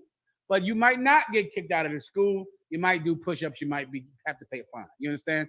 So you're going to pay for blaspheming against God. What that penalty is, who knows? Could be eternal damnation. Could be you lose the use of your legs. Maybe you just get shot, by accident, and now you're paralyzed for the rest of your life. It's better than eternal damnation. It's better than just being in a terrible condition forever. You can be in the truth in a wheelchair. Right. Right. What if you just lose a leg? What if, something? There's 1,000 things that the Lord could do to you for blaspheming the Holy Spirit. All right. Right. Something is going to happen to you. Right. What happens to you is up to him. So can I get an understanding of 28 when it says all sins can be forgiven, shall be forgiven? You could insult any man and get no punishment. Nothing. Meaning you insult someone, you say, I'm sorry, I was wrong. And nothing happens to you. You could insult Christ and nothing happened to you. You cannot insult him and nothing happened to you. Something is going to happen to you. Good to go. All right, next. 901. Shit, all right. Zarek, how long we got? All right, I'm gonna stay on for cross the line for a couple of minutes. Give him a hand. Get on down there. Crossing the line. Abortion, the water, Salakia. Let's do abortion. Let me tell you, man. Shout out to the officer of Bun in Canada, man. I just got back from Canada this week. Ooh, I learned a lot. I was in the city of Toronto, right? And I learned a lot this week about the LGBTQ plus community. For the first time in my life, right? I understand the LGBTQ plus community. I get it. And for my whole life, I never understood it. But down there, I was around them. I'm going in and out of these clubs, and I'm just watching them and studying them. And it all came to me like, boom, I get it now. I get what this whole thing is about. And I'm going to explain it here tonight in class. Let me explain something. Okay, first of all, show me the gay flag. All right, let's start with that. This is Gay Pride Month, right? But I went by the Apollo Theater. His last day. Oh, Jesus. I went by the Apollo Theater today. It was a shameful thing. Up on the billboard of the Apollo Theater, it was terrible to see. There was a rainbow flag, and overlaid on the rainbow flag, it said Black Pride over top of a rainbow flag. And I said, oh my God. Somehow gay people have stolen pride. Like now, just if you say you're proud, that's gay. You just have pride. Wait, show me that black one right there. This is the newest one. That one with the black, no, go up. These are the old, there's 100 different gay flags, right? It first started off, this is a rainbow flag because of this cat, Harvey Milk. He had a rainbow flag out in front of his office. He was a lawyer in San Francisco that had a rainbow flag in front of his office. He got shot by someone who hated gay people enough to kill them. And so then the rainbow That was a Freudian slip. I was just thinking about the IUIC, and it came out by accident. The rainbow flag out in front of his office, they used it then to be the flag of all gayness. Champion? Right, because Harvey Milk was such a champion for gay nightclubs that have sex in the nightclub in San Francisco. Go look it up. All right, now scroll back up. I'm going to show you the current one. So these are the old flags. Go back, that's one right there. See that black one? That one with the big black stripe. This one here? Yeah, it should have a black stripe right there. But it should be a circle in the middle. So now this is another current one. And then the new one, the one that's the gay flag right now, is that one with a circle in the middle. You don't have it there. It's a black circle that looks just like this one, except it's a black circle. I'll give you a second to find it.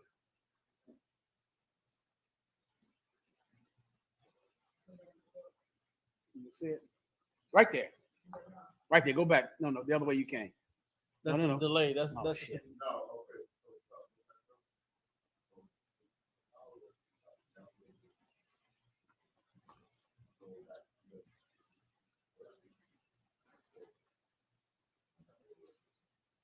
You cannot. No, you can't scroll. The only one I can scroll side to side is this one. This one? No, it's got to keep. These are the flag, but they change it every year or so. It keeps changing. Right there. Oh, right there. That one. Now that's the current flag right now today. Okay. Now those other flags were the flag, right? But make that nice and big. But they change it, and this is the reason that they change it, right? I'll give you a second.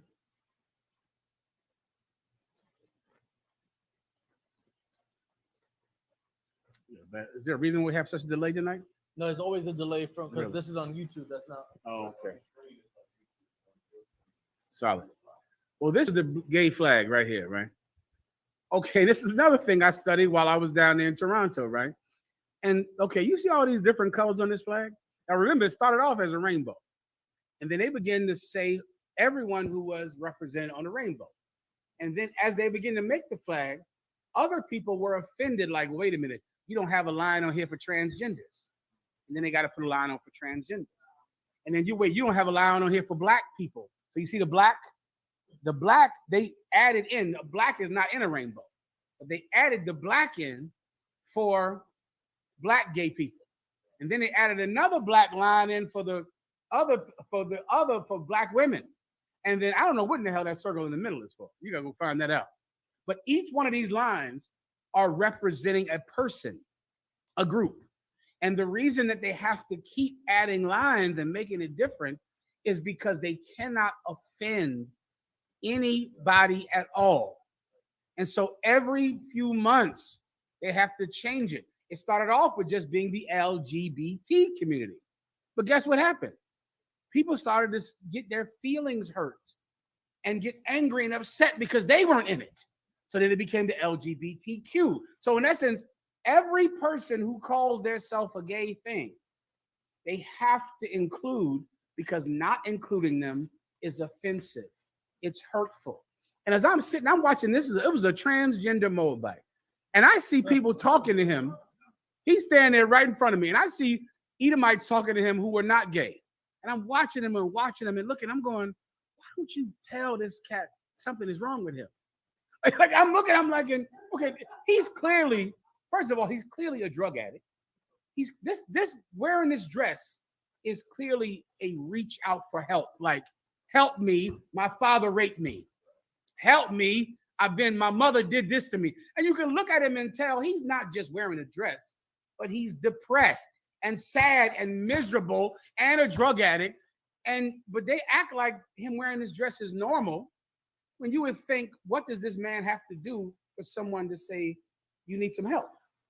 And then I went and researched this flag and see that the gay movement can't ever say that anyone is wrong. And that's what the whole thing is about. It's like a group where the only thing that's wrong is saying that someone is wrong. And that's it. And so when you make a flag, you have to say LGBTQ. Oh, I'm sorry, LGBTQ plus. The plus is just in case anybody feels left out. In case there's somebody, because I don't want to hurt anybody's feelings. And that's what it is to be gay. Like to just say, I don't want to ever tell you that you're wrong. You have a little child. The boy child starts to wear his mother's shoes. You can't tell the child stop because that is the only thing that's wrong. So in essence, whatever someone is, you have to move out of the way and just let them be it, because that is the only crime in the gay lifestyle, is to say someone is committing a crime. Out in Los Angeles, there are billboards that tell people how to shoot heroin. Pull this up for me, please. Where they say, well, make sure you get clean needles. Make sure that when you're using needles, you wash your needles and come to the place. And I'm looking at these heroin ads, and they have them in Toronto. And it's all together, like the gay lifestyle, the drug lifestyle, the weed lifestyle, all of those are combined. Because you can't ever tell anybody you should stop getting high. You can't ever say you shouldn't dress like a girl. You should get some therapy. You can't ever say it. So because you can't say it, everyone just grows up however they are, attaching to themselves to whatever thing might hurt them, because there's only one rule, and that's to never tell anyone that there are rules. Do you understand? And that's what it is to be gay. And that's why what we do is so important, because somehow in society, people think correction is cruel.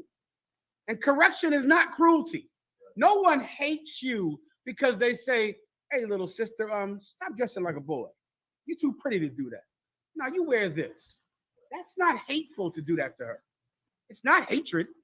Just to correct them, just to tell them, hey, switch how you walk. Hey, stop smoking weed. Hey, stop shooting that heroin. Don't do things like that. They think that it's cruel to correct someone. And that is where society has went, because this society is run by an animal. And they don't want you to ever teach your children anything. They want your children to come up like weeds in a field. You understand? Like they just grow and you never correct them. Go ahead and read that, please. Read that whenever you get a chance. Would you give your child heroin to remove a wisdom tooth? Ask your dentist how prescription drugs can lead to heroin abuse. That's a different one. That's somebody hating prescription drugs. This is the one I want, is when they're put up by the city, not by individuals who buy signs. But the city it's for the free injection sites, which I believe you might have here in New York already, right? My job does. Right here, this one here. Yeah, say safe injection zone. This one is Whenever you get it. It says they have two Hispanic people on here, one from Manhattan and one from East Harlem. Go ahead. It says, don't be ashamed you are using. Be empowered that you are using safely. Oh, this is taking over the country. And this is hand in hand with the gay movement, with the weed dispensaries. And heroin is going to be legal. You better get ready for that. If you ain't ready, it is coming. You see what's happening already. They're about to make heroin legal because you can make so much money off of heroin. If you think weed is bringing money in here, good Lord. Heroin is about to bring so much money to America, it's going to shock you. Come on. My job sponsors harm reduction centers. Yeah. Where they can use drugs safely. And that whole thing, it's tied together. You know, the Black Lives Matter movement, gay agenda, weed dispensaries, heroin, it all is together. And what is the commonality? Don't ever tell anybody they can't do something. Don't ever correct them. Don't ever parent anyone.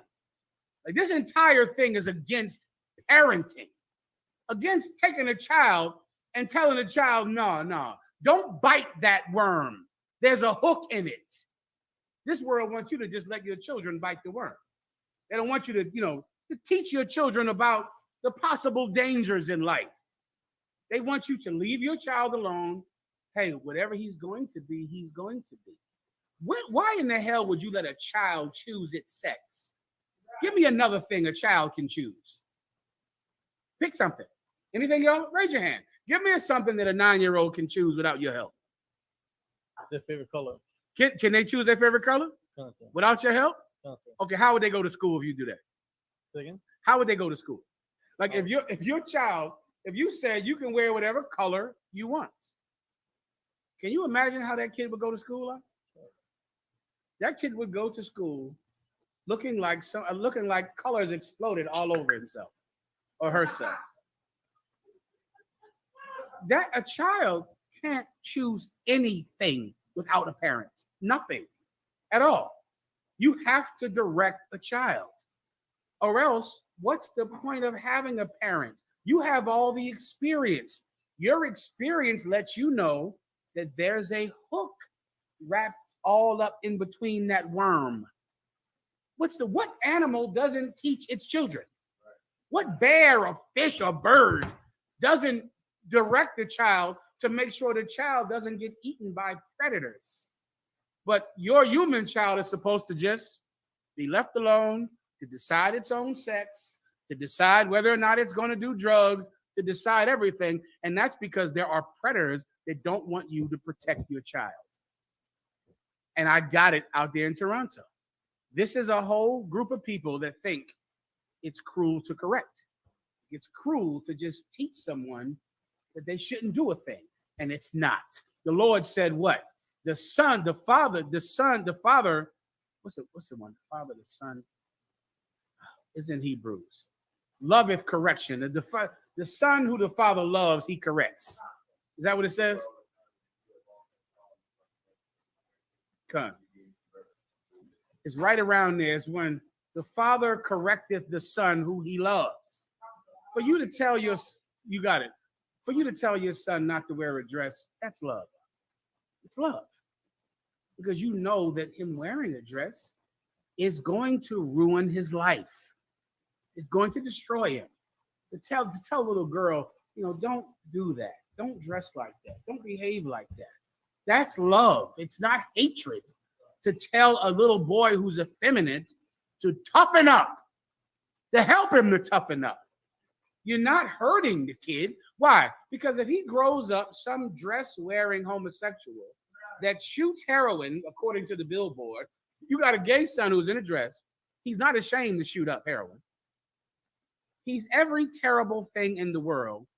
And you were sitting right there, but didn't do your job to warn him about the evils of this world. That's the gay agenda.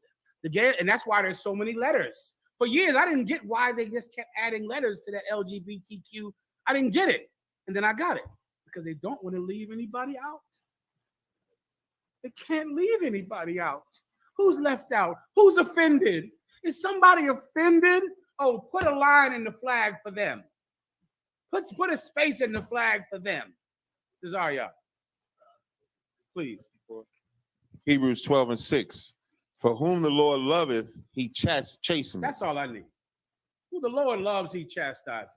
Your father doesn't hate you because he doesn't want you to wear a dress. That's not hatred. Right. God damn. Your father understands what happens to people who wear these dresses and that his nation won't have a protector with you in a dress. He knows it. He knows those feelings that you have are temporary. Don't cut off your penis. Now let's get to the abortion movement because that's on the same thing. You women out there who want abortions and you think you need an abortion, baby girl, this is what you don't know about life. In life, you change your mind later. A good parent would tell you that. The way you think right now, you won't think like that later, but the baby will still be dead. Don't do something that you cannot undo, all because of your feelings and emotions. Do you know with abortion, there is a law that the doctor cannot tell you to take a day and think about this before you do it? That's a law. Look it up. Nigga, if you went and bought a car, right now, if you buy a car, they'll give you 2 days with the car. Do you know about that? Cooling off period. Yeah, right now, if you want to buy a car, they'll say, take the car for a couple of days. If you don't want the car, bring the car back. Who has heard of what I'm describing? Oh, that's buying a car now. You can take the car for a day.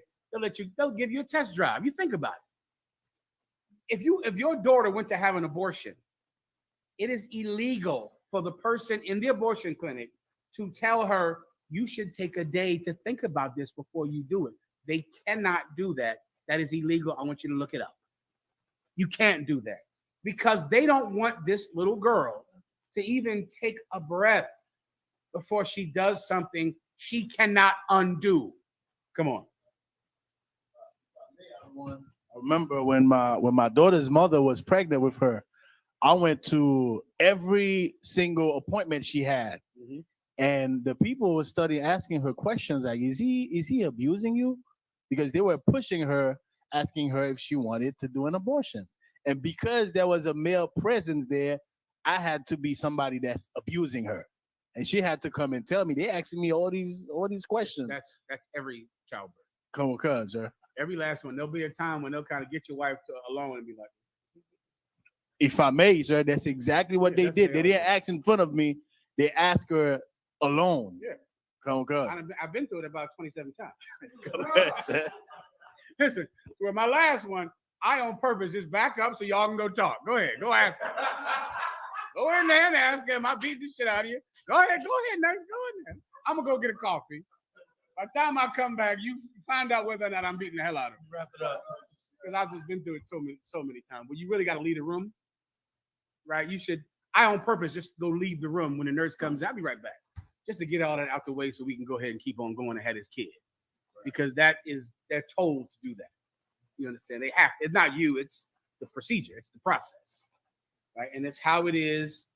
And the problem is this girl is doing something because she's in a state of mind right now, but she will not be in that state of mind later. How do I know that? Because Roe knows that. Who is Roe? Roe is the Roe from Roe v. Wade. Roe from Roe v. Wade became a pro-life advocate because she regretted having the abortion. Please, Asher, can you put that on the screen?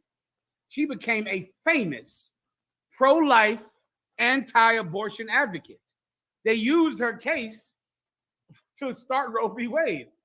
And later on, she regretted it because it is a permanent thing that you're telling a little girl to choose and to do with no parental guidance at all. And she's a kid and she doesn't know that the emotions she's feeling right now will pass. It'll be over. Parents know those things, though. Parents realize the way you feel right now. I know. You ever heard of tomboys? Who's heard? Do they still use that word anymore? Oh my God. Y'all don't know what a tomboy is? Oh, sorry, I know. I'm old. Woo. It's probably, I'm canceled. So like you, sir. Go ahead. So like this is Officer Lahave of Charlotte.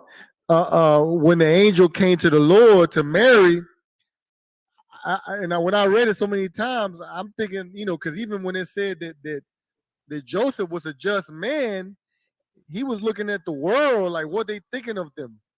And Mary was like, the angel had to come to her to confirm, like, no. This is what the Lord wants. He wanted you to have sex with Joseph. Damn right. Don't even think about it.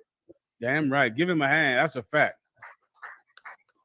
Why? Because that's an emotional time. And if you're young and you don't have any money and you're unsure, you can have all kinds of feelings that might make you do something drastic. It might happen, but your mind will change. But the baby can't come back. The baby will be dead. Don't do something that drastic. Come on, Asher. She never got an abortion. She ended up giving birth to the baby and giving it up for adoption. That's why there was a case. Yeah, but she if I may, sir. Go ahead. It says that when the decision was made, she had already given the baby up for adoption, so they just used her as the. But later on, she became a pro-life advocate. Right. Yeah, because that's why they went to court, because they wouldn't let her have a baby. But then by the time the case was done, the baby was born. But she became a pro-life advocate. She saw that it was wrong to abort these babies. Why? Because she got older. You understand? She got older. And as you get older, your mind changes. You feel differently about things. But that baby is still dead. Let me give you a few precepts, all right? Okay, give me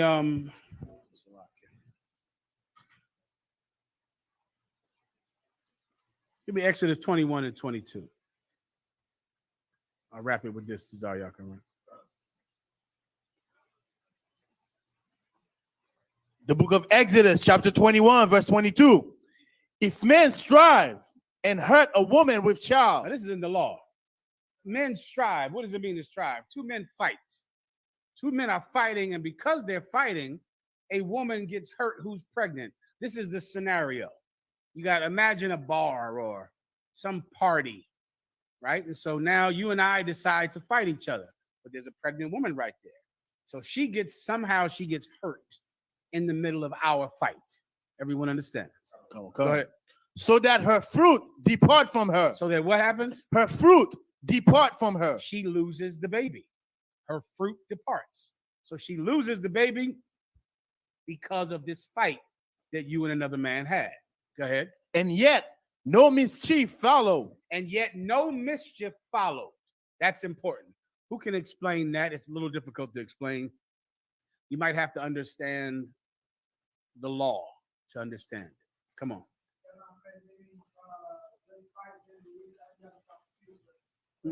Mischief. For time's sake, let me break it down. I like it, sir. Go ahead, Ark. Is it because sex is marriage? No. Just think, she's already pregnant, but the fight between you and another man caused her to lose her baby. Maybe someone knocked into her. She got knocked down when we were wrecking the room and tossing the chairs over fighting, and somehow she got hurt and she lost the baby. But no mischief followed. Now, I don't have time to give you a chance, so let me do it for you, all right? Give me something that's an accident. You kill someone by accident, right? You kill someone, it's an accident. Now, what are your options right then when the accident happens? Come on. So either run away or call for help. You could run away. What else could you do? Give me something else. Call for help. Call for help. What else could you do? You could blame them. What else could you do? You could blame them. Come on. Murder both of them. You could kill the witnesses so no one finds out about it. Right. You could take the body, get that body, put it in the trunk of General Mahayaman car, take it down to a pig farm, take it to a pig farm, take it to the alligator pit in Florida, dig a hole in New Jersey. You could hide the body. Right. Now, when they find the body, what will you say? It was an accident. But here's the problem. After the accident, you did more mischief. You understand? So you killed the person by accident, but then you ran. You hid the body. You tried to cover it up. That's the mischief. Do you understand? So you can't, and it's the same thing with today's law. If you hit somebody with your car, you do a hit and you hit somebody, boom. Now, there's a way to not go to jail. What do you have to do? You have to get out the car, stand there, wait for the police, call an ambulance. Then you could possibly not go to jail. But if you hit him and then run, you're going to jail. If you hit him and run and then burn your car, set your car on fire. If you go over to him and see if he's alive, he's moaning, you kill him so you don't have a witness to it. Then you run away. Do you understand? It was an accident, but now you have done mischief to get away with the accident. Is everyone with me? This is normal life, all right? So read it again, come on. So that her fruit depart from her, and yet no mischief follow. But in this case, guess what happened? There was no mischief. It's like hitting someone in a car and you get out your car and you wait for the police. In this case, the woman did lose her baby because I elbowed her by mistake. I knocked into her when I fell down, but I stood there. I didn't do anything. I didn't kill her and kill the witnesses and do anything like that to get away with it. There was no mischief after she lost the baby. Keep going. He shall be surely punished. The man is going to be punished for that. It was an accident, but he is going to be punished because his actions caused her to lose the baby.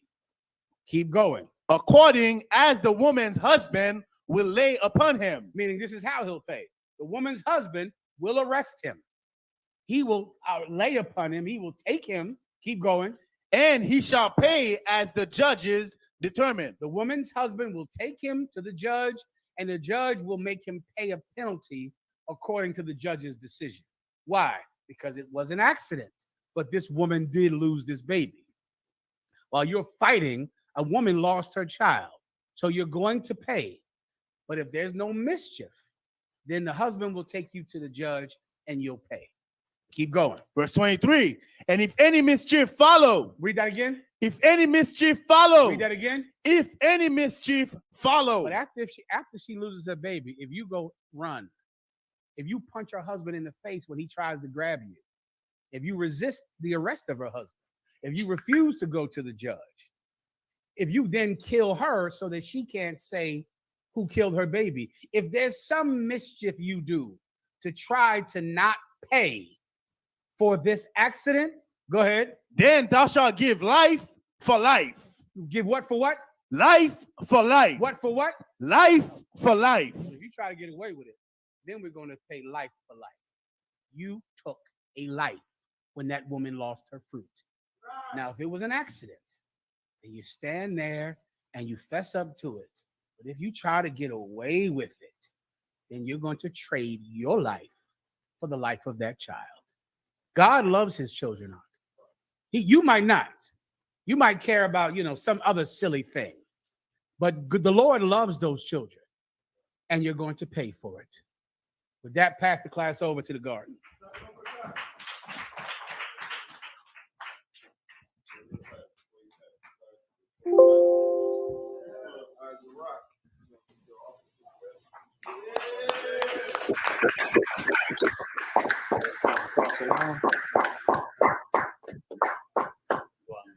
What are we doing? You got the cut out?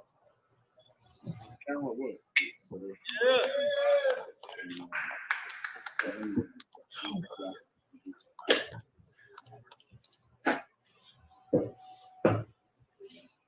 He ain't get to his topic. Men of Israel, imagine what it means to stand. Men of